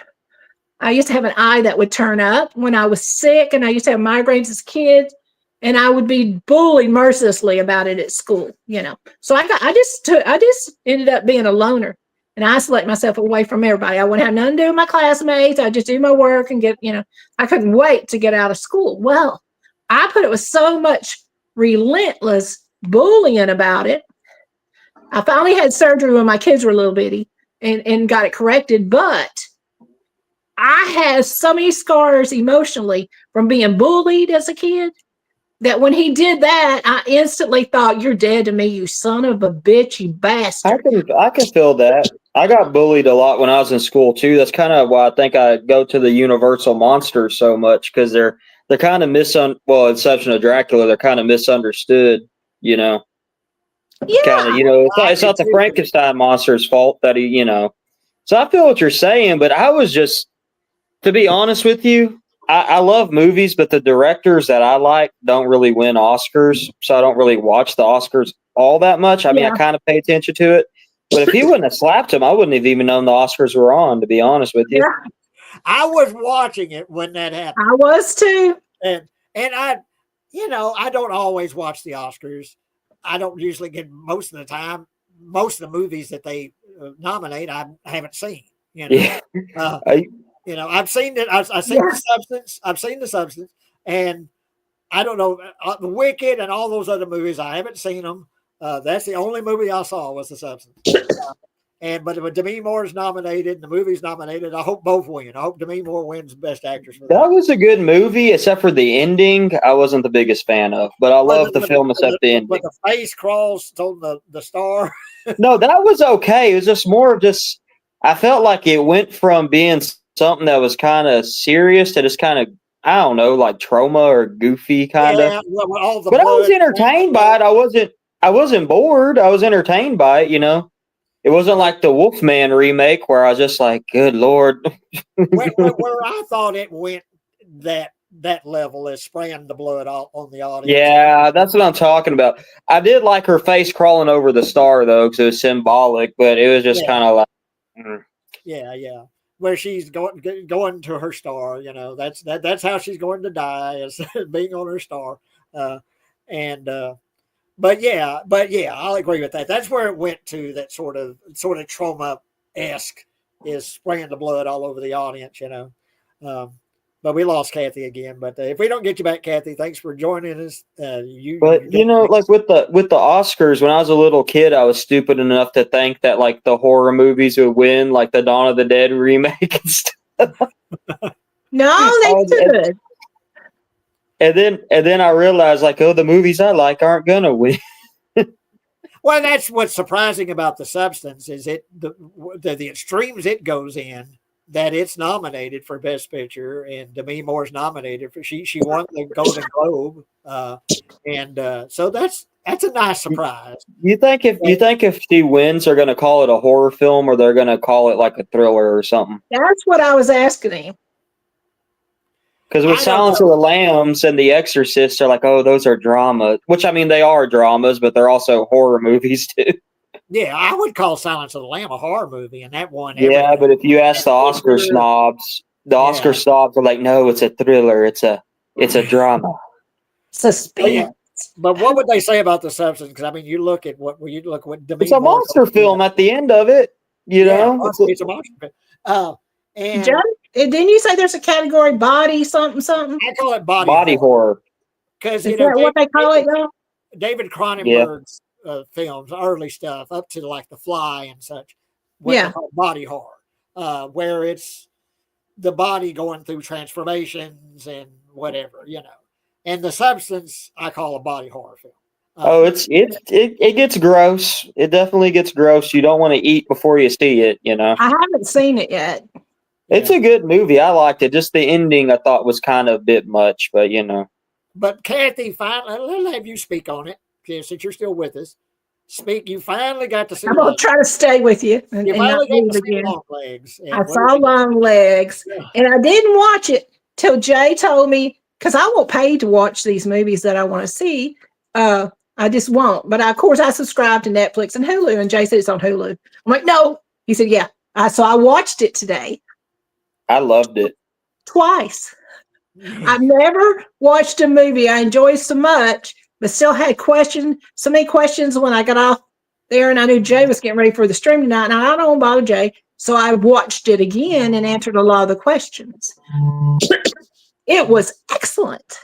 And now listen, I lean towards Talented Mr. Ripley, that type of thrillers and stuff. Now, I like horror, don't get me wrong. I'm The Stand, I'm a huge Stephen King fan. I like the horror, but it's not my mainstream interest, right?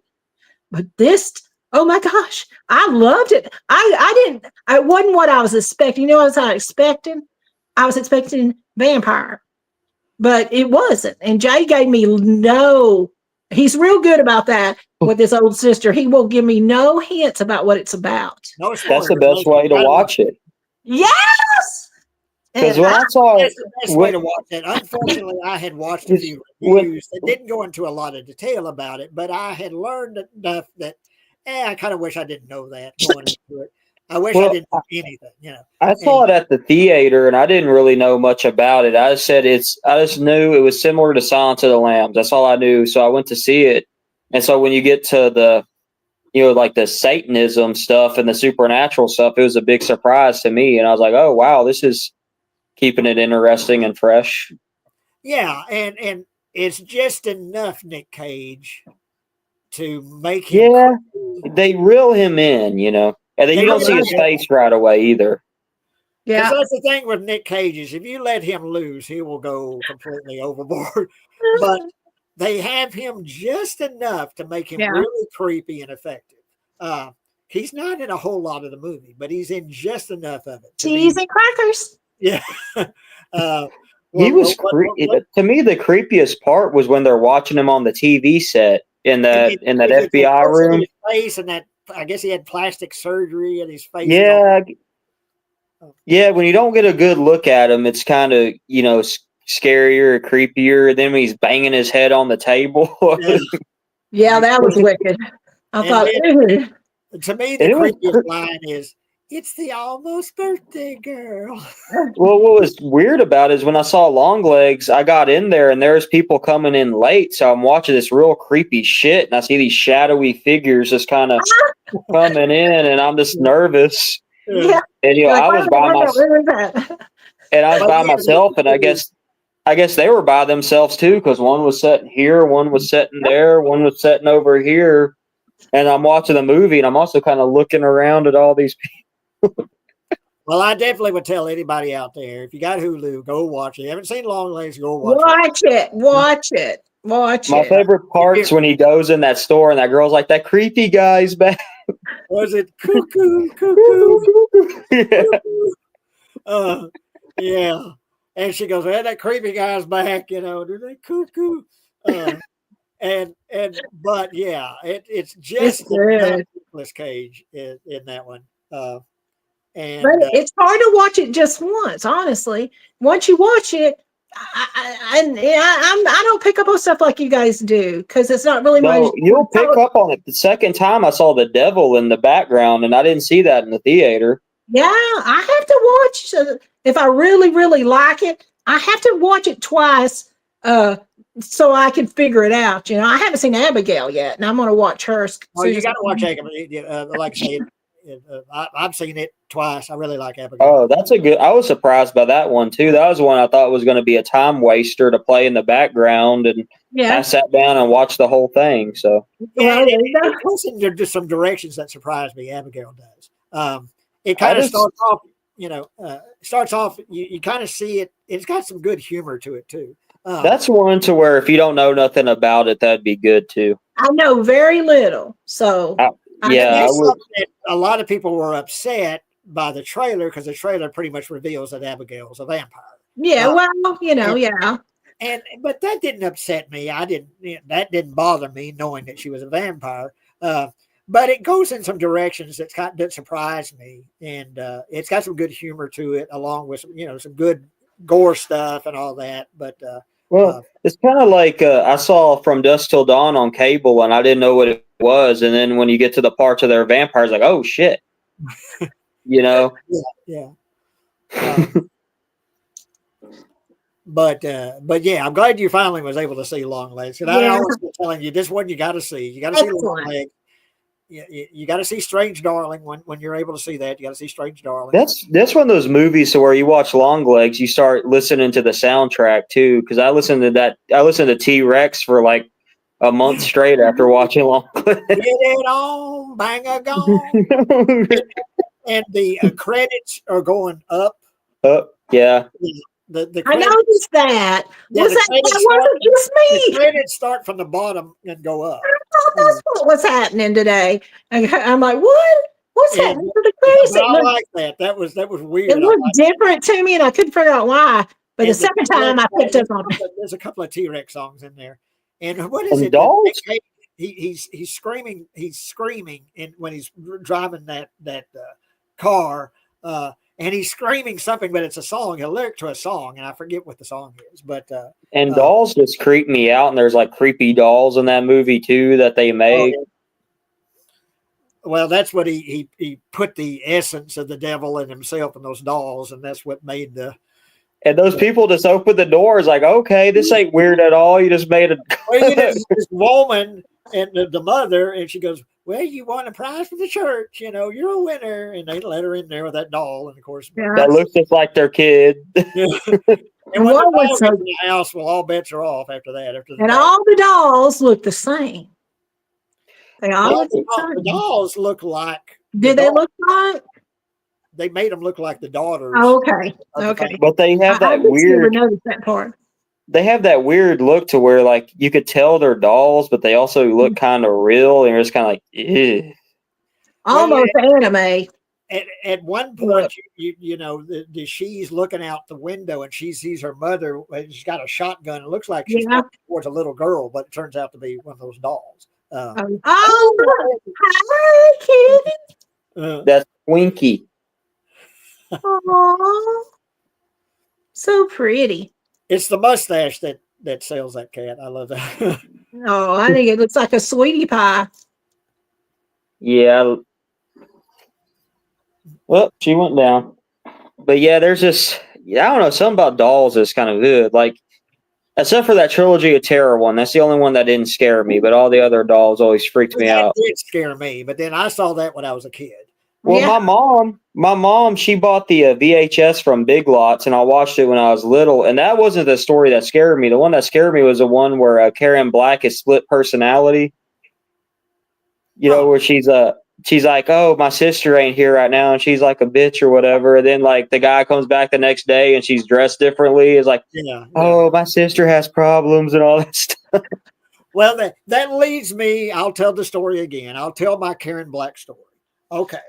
So this is Texas Frightmare Weekend, which is for several years in a row. I would go to Texas Frightmare Weekend promoting my movie Dawn and promoting the prequel book I wrote. And they would give me a table. The guy that ran the convention would give me a table. So one year, I took him. I took him. I don't know. It's the one I was with you. Yes, I remember. It was Karen. Okay. Anyway. And so I'm looking around, but I was a big fan of Trilogy of Terror, and particularly that last segment because it did scare me. The doll did freak me out. That doll chasing her around.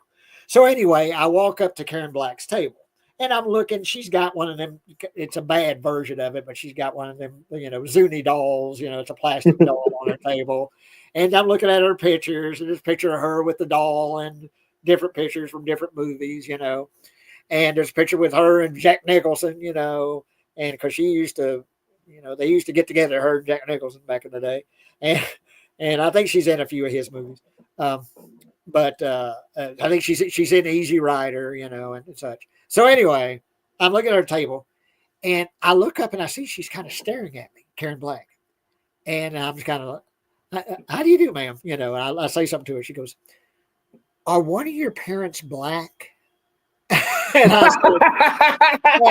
said, now here's the story behind that.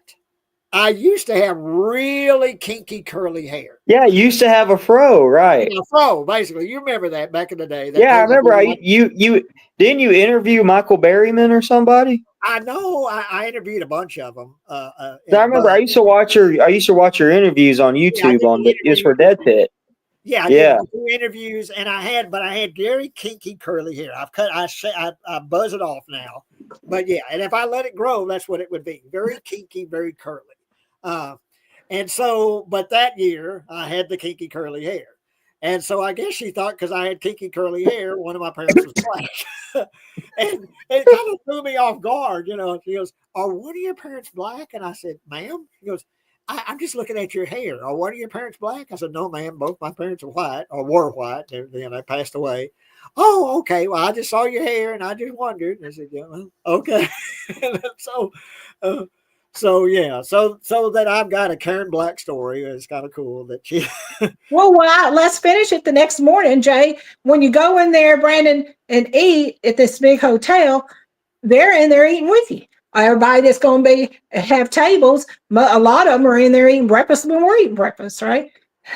Yeah, I'm sorry to interrupt you, but I remember one morning I went there with Barry, And when I went with Barry one morning, I went and ate a buffet, and we sat at the table next to Sid Haig, and we were just kind of, hey, how you doing, sir? And he- Well, what was so funny is I went over and they would serve you if you want to order, but they did have it was a big buffet. So I went around the L shape of this room and got food. And I come over there and Jay had already gotten his and he was sitting down. And I got even with Karen, and she was catty corner from where we were sitting.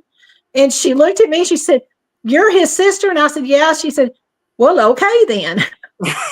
I had later talked to Lloyd about her and about him saying, or asking me about my hair, and I had one of my parents were black, and he said, "Jay, she's nuts." He said, because she said there's several times I ate dinner with her, during while she was there, and she would just say the most off the wall shit. She goes, "She is just nuts." And so he said she was just weird. She, Karen Black, but she passed away a few years ago. But yeah, rest in peace. She was still doing plays and stuff. But he was my favorite part of House of a Thousand Corpses. Yeah. You truly believe that them little dolls was going to get her.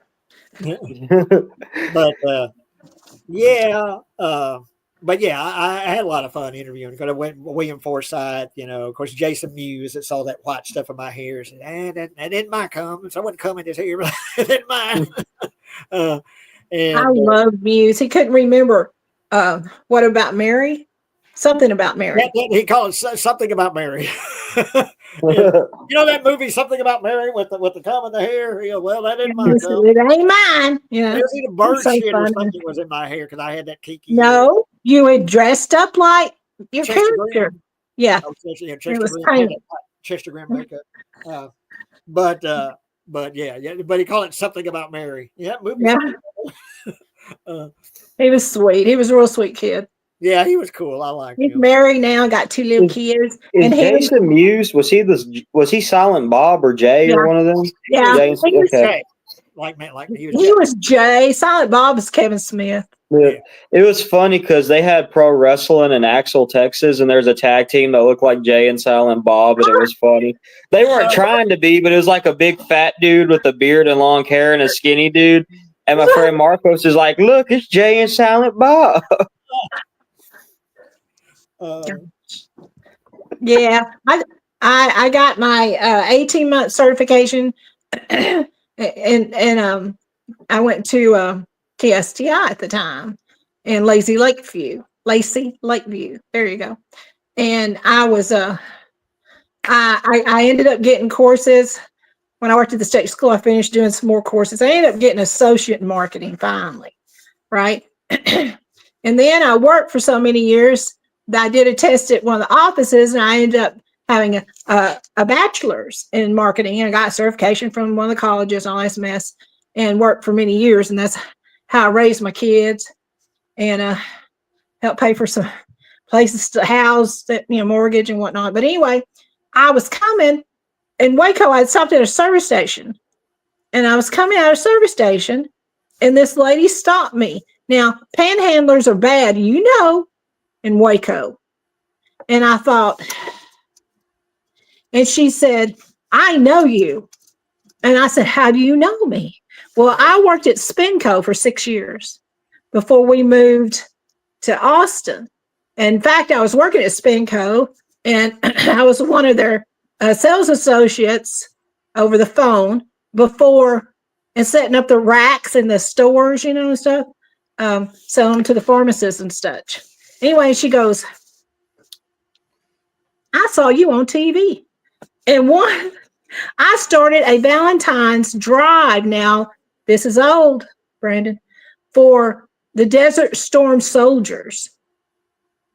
And I started it by, at lunchtime, I'd take, a couple hundred Valentines, and I would, "Thank you for your service" on the back, and put them in an envelope, and put my name on them, because I didn't want them to know. I didn't necessarily care that they knew where they was coming from, but I wasn't expecting them soldiers to contact me back, right? Well, my company, the plant has about 600 people, and the office had 200, almost 200 of us, counting the executives that were in there. And they go, why don't we help you and we'll take it over?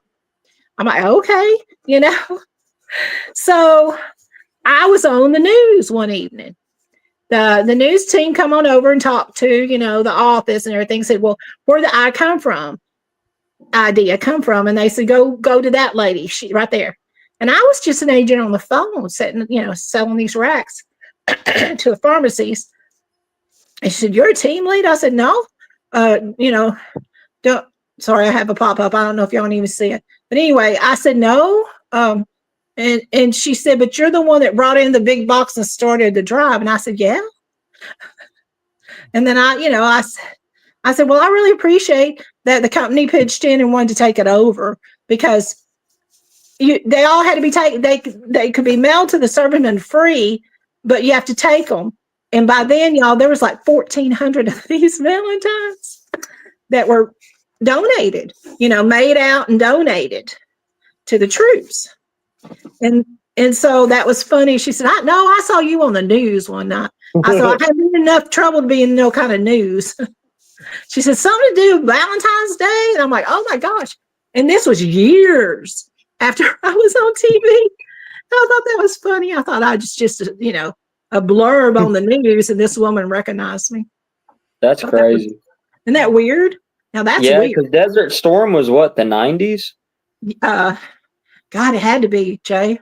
I think that's so. Right. Yeah, it had to be. Yeah, because I was. Kathy, tell your Sissy Spacek story. Oh, you met Sissy Spacek?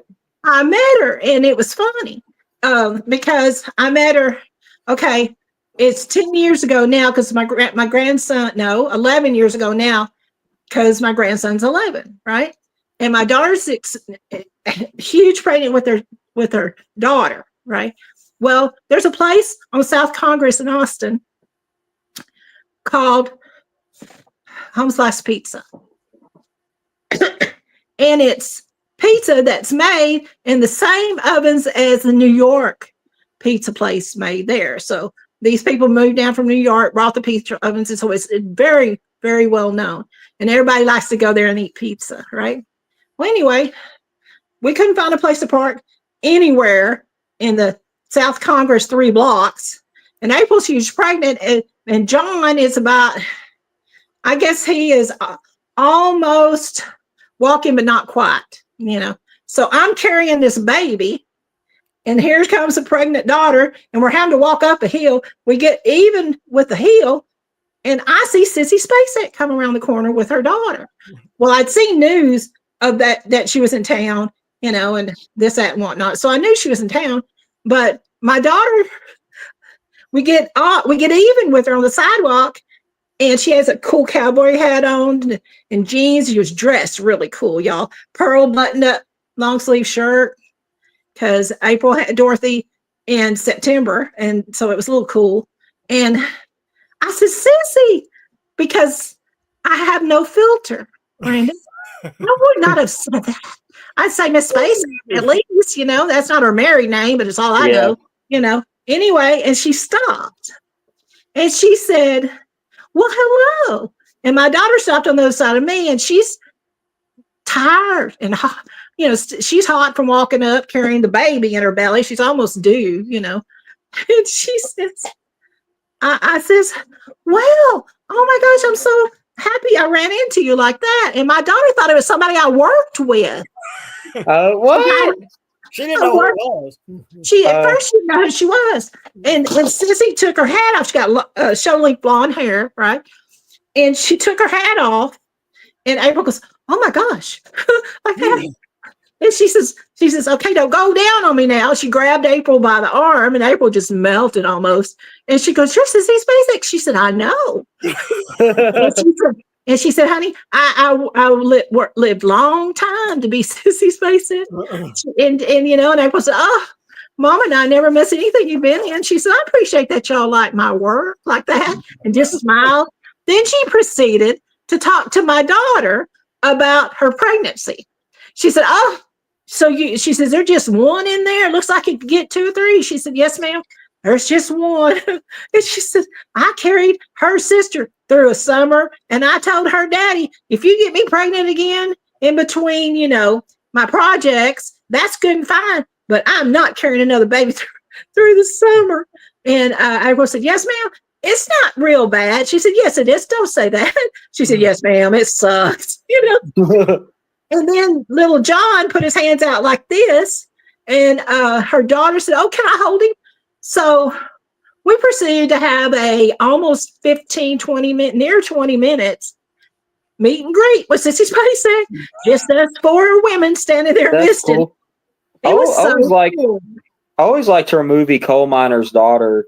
Yeah, that that's good. Well, she won the Oscar for that. She wanted to be a singer. She said, I wanted to be a singer, but they told me, while we stand there, she told us this. She said, I was wanting to be a singer. And she said, but they told me your voice is too much like the old country singer Loretta Lynn. So we can't, there's really probably not going to be much opportunity for you. And they said, but you can act. And she said, yeah, I'll give that a try. She said, I'd already been through that arts, you know, place in New York. She went to school there. Well, when did the Carrie came out? Was it 78? Yeah, she was very. She's very. She's very pretty, but she has like that distinctive face too. So whatever she has, she's real good at showing emotion too. Yeah. And she was in her early 20s when she did that, she said. Yeah. Anyway, April goes, oh my gosh, your catalog is so vast. And she said, I know. I put 2 kids and some friends' kids through college, April. I had to work. And she just laughed at us, y'all. And I didn't say a whole lot because I was awestruck, you know. And then her daughter finally handed John wanted me, so I took the baby back, you know. He's like a little toddler, you know. You should have asked her to do the Carrie face, you know, she's like. Well, we had just watched. She had just finished that. Bloodline. I think it's the name of that series that's out now. She had just finished that, and April likes. I think there's one called. It's not When Calls the Heart, but it's something like that. April called it. She said that is my favorite all-time movie. And anyway, so they chit-chat a little bit about Sissy's work, and she said, and April said, Mom, she said, you need to go let her sit down. She said, I need to eat. She said, yeah, girl, you eat enough for both y'all and all of us too, because we're full. We just left there. Yeah. And then they walked off, and we turned around. She turned around, we waved, and we kept going. But it was something you'll never forget. Now, I have seen Matthew McConaughey up here and Sandra Bullock up here. I saw Sandra Bullock. She was in line behind me at PetSmart one time in Austin. We lived in Austin 19 years. And and I said, do you want to go now? You want to go now? She had 2 huge bags of dog food. Sandra Bullock did. And I said, do you want to? I had like several little things. April has a hamster at the time, and I bought stuff for the hamster, you know. I said, yours looks heavier than mine. Do you want to go next? She said, no, I can wait my turn. And that's it. And we get out to the car, and my daughter goes, you know who that was? I said, pretty little brunette lady. She said, that's Sandra Bullock. And then I was in our HEB near our house there in Round Rock one day. And I'm on one aisle, and I'm seeing this bright, shiny thing on another aisle in the store. And I'm like, oh, Lord. Because they're always recording in these grocery stores up here. So you just want to kind of dodge it. And so I'm going down this way, but I wanted some ice cream, y'all, and they were down the ice cream aisle, right? So I'm like, dang it. And he was doing an HEB commercial, is what he was doing. Matthew McConaughey. Matthew McConaughey, yeah. So I go on the other aisle, and y'all, you get the hard shell for it and the cones and stuff on the end cap. So I got that, and I was about to go, and all of a sudden he just comes walking towards me. And there was 4 or 5 people at the other end just standing there watching everything. And I said, I was just trying to avoid that light. Am I in your way? And he just looked at me. He said, no, I'm trying to avoid that light now too. He just walked on past me. Matthew McConaughey's cool, but I would ask him about that shitty Texas Chainsaw Massacre movie he was in, where Leatherface Oh, was a Lord. drag queen. I would just have to. The Next Generation. I would just have to. I was like, Mr. McConaughey, I'm a big fan of your work. Tell me about Texas Chainsaw Massacre: The Next Generation. That leg brace thing he's wearing. He teaches a film class at University of Texas. I need to try to get enrolled so I can ask him questions about that film. You don't want to talk about Dallas Buyers Club? Nah, I don't want to talk about Dallas Buyers Club. What about Texas Chainsaw Massacre: Next Generation? But but see, we don't F with them. You know what I mean? We just don't bother. Everybody up here, when you run into them, you just don't bother. Well, I always was told never meet your heroes. That's why I never went to the horror conventions either. Because, like I said, I heard horror stories about Tom Savini and all them. So I'm all like, yeah, no. Well, yeah, I told you that he was an asshole the first couple of years that I saw him at conventions. Then he got a little better, where he would talk to people more, and he was. There was a little fellow that I kept riding up and down the elevator with, Jay, and you did too, that actually has that alopecia. Oh God, what is his name? The one that played Jason in the remake. What's his name? Oh, Derek Mears. Derek Mears. So sweet. We was on the same floor with Derek Mears, so we rode the elevator with him several times. But see, he seems like a nice guy, though. But a lot of the ones I want to meet are dead, though. Like Peter Cushing, Vincent Price, like all those guys are dead. So it's kind of like, who's at the horror conventions now? George Romero's dead. Toby Hooper's dead. Wes Craven's dead. Yeah. That just means you got good taste, man. I tell you who else was in that Next Generation, and that's Renee Zellweger. It's a weird movie, man. She's in that too. It is. It's one of those so bad it's good movies. That's one we should talk. We should do a show just on that one. That's a weird movie, man. I like that movie, but it's terrible. Dead Pitt needs to interview Kim Hinkle and ask him about that. Like, what was up with that? And like you said, the Leatherface is like a drag. He's like a drag queen. He's in lipstick and makeup and all that. I'm glad I missed that one. No, it's funny. It's one of the craziest movies I've ever seen in my life. I can't explain it. Like, it's one of those movies I bought from the flea market on tape. And I've seen the first one, the remake, and I think the second one. So when I popped that one in, I was like shocked, like, what's going on? He's screaming, and then they order pizza or something, and then the Illuminati shows up. Like, I'm not making this up. The Illuminati shows up, and it's just the weirdest. It's the weirdest thing.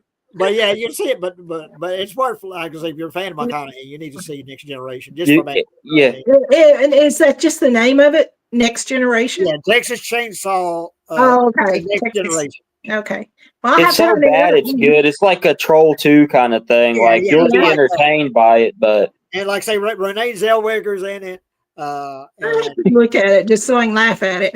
Yeah, and McConaughey's, but he seems like he's the only one that really gets the joke that he's in a terrible movie. But he's overacting, and he has like a robot leg and remote controls and this leg brace around his knee, and he's having fun. It's like, I know this is a shitty movie, but I'm going to have fun.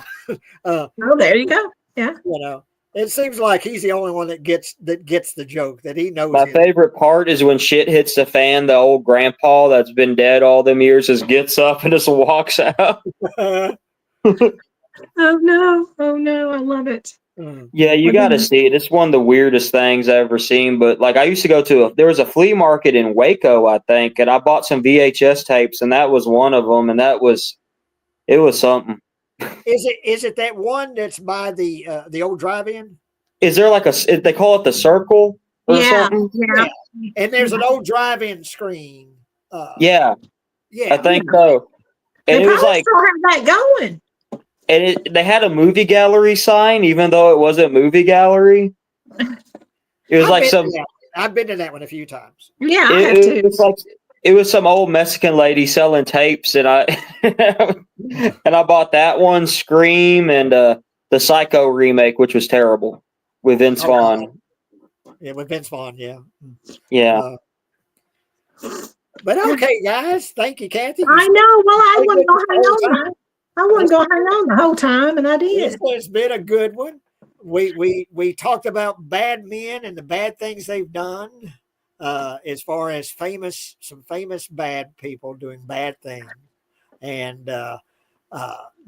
touched on some subjects that are sensitive to some folks. So, like I say, Oh, yeah. I talked about that before we started. Good. You put the disclaimer out there. Yeah, This is it was definitely uncomfortable at times, but it's something that needs to be talked about. I thought Yeah, so. and it was Brandon's idea. He brought that up the last show we did. He brought that up. You did good. It's a good Yeah. subject. Yeah. And but yeah, thank you everyone that joined in. Akers, thank you. I know you wrote a lot of stuff that I didn't read. I apologize for that, but I have to get so close to the screen to read everything. But you definitely thank you for participating. And I know this is a sensitive subject. You're dealing with your illness, and I hope you're going to get better soon. And thank you, Sean. Thank you, everyone that's have watched or are watching. Please hit that thumbs up and spread the word. Let everyone know if you're enjoying what you're seeing. Let folks know about the show. And go to HEB and get you some Don Chelada.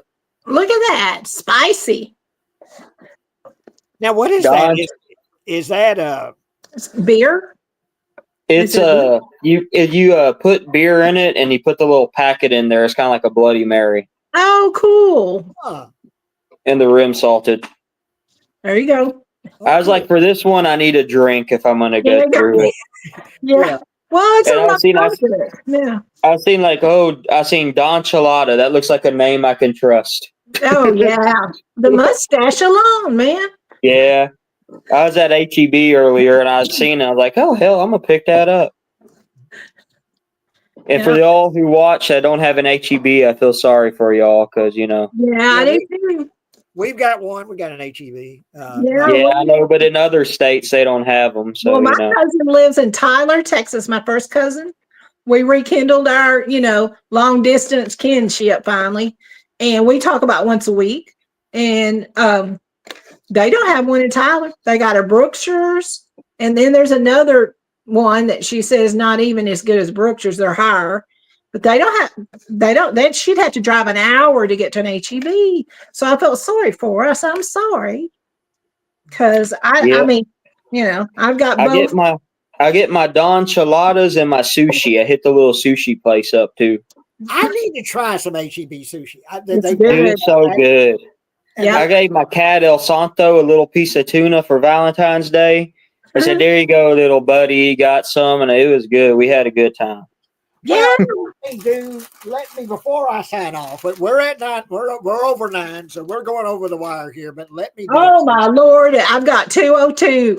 Let me do a taste test because I've been doing taste tests for the midday show. But I don't want to wait on this. I want to go ahead and try this.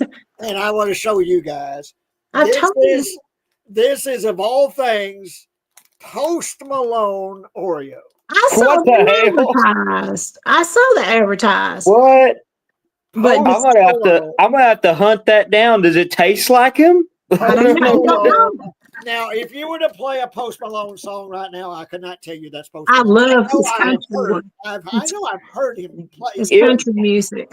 What was funny is the young people. He did a duet with Ozzy Osbourne, and the young people didn't know who Ozzy was.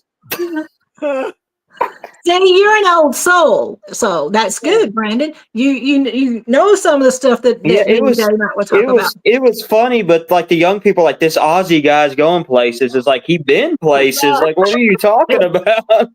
He's about retiring. Jay, what describe them? Okay, Posties swirled salted caramel and shortbread flavored cream. Ooh. I would like that. Post Malone Oreo. So I'm not going to get milk this time to dunk it. So he dunks. I don't dunk. I tease him. Ooh, stick it in that milk. A lot of people do. I just don't. When I get Oreos, I take 2 apart and I make like a double stuff. Okay.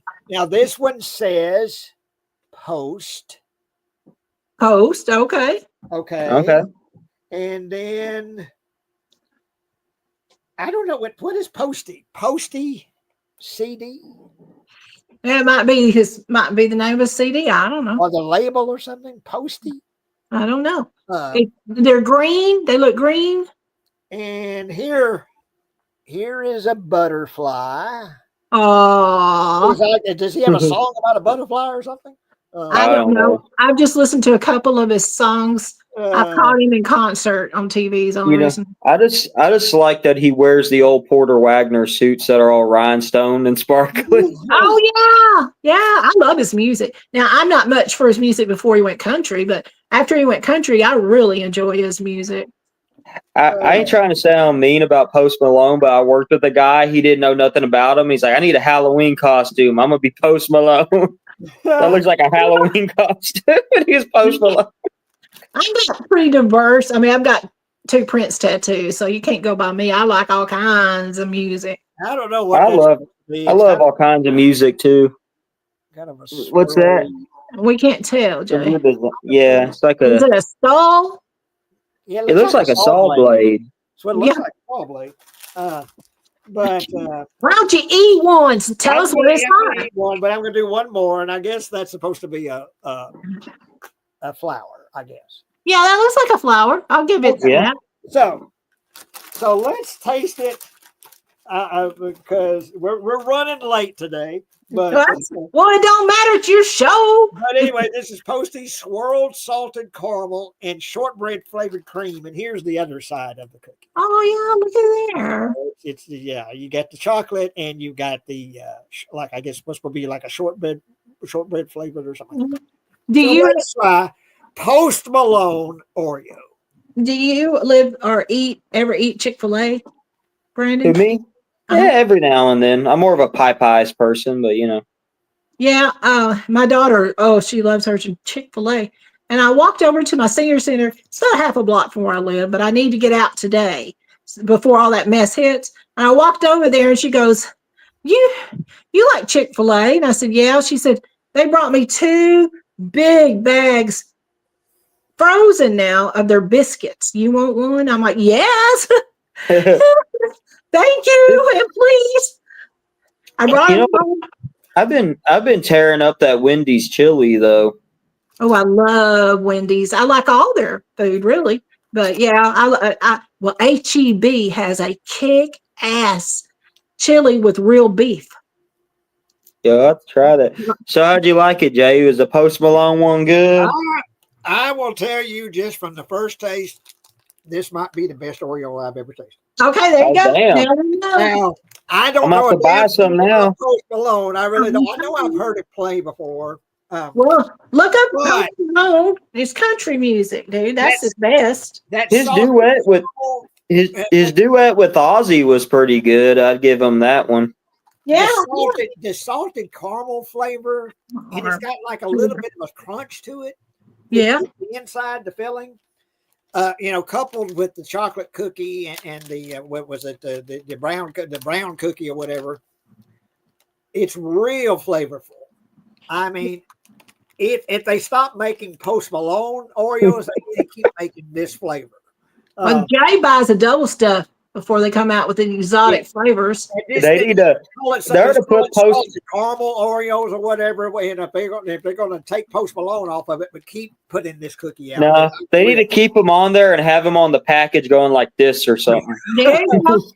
So, yeah, seriously, I've been trying different Oreo flavors. They're cutting off my food stamps. And now I'm going to need my SNAP card to give me some cookies. Yeah, but anyway, this is my favorite of the Oreos I've tasted recently. It might be my favorite Oreo, period. Get out. Well, that's good to know. And I usually have me a glass of milk. Did you get them at HEB?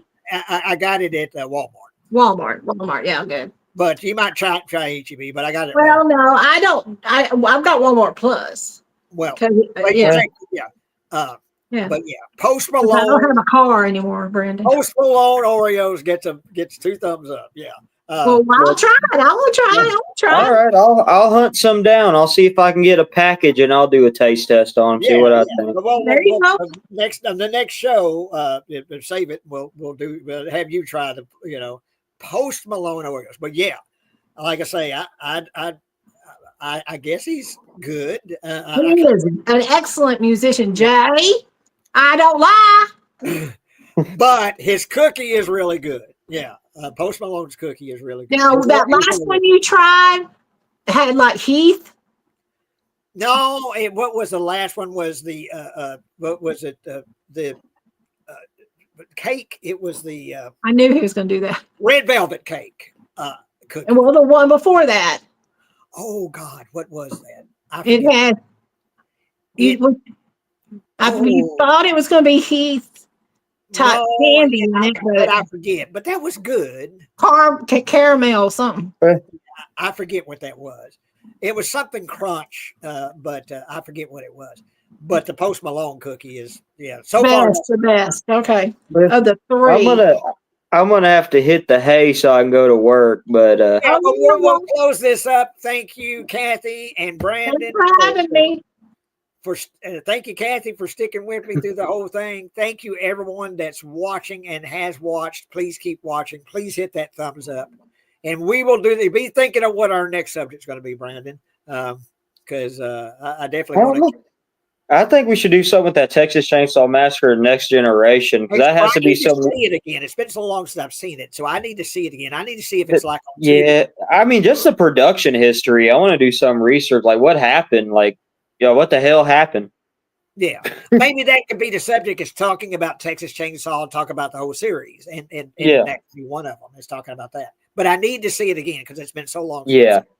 But thank you, Brandon. Kathy, thank you for joining us. Thank you, everyone that's chimed in and that's watching. Please keep watching. Please hit the thumbs up. And we will see y'all again soon. Bye-bye. All right. Bye.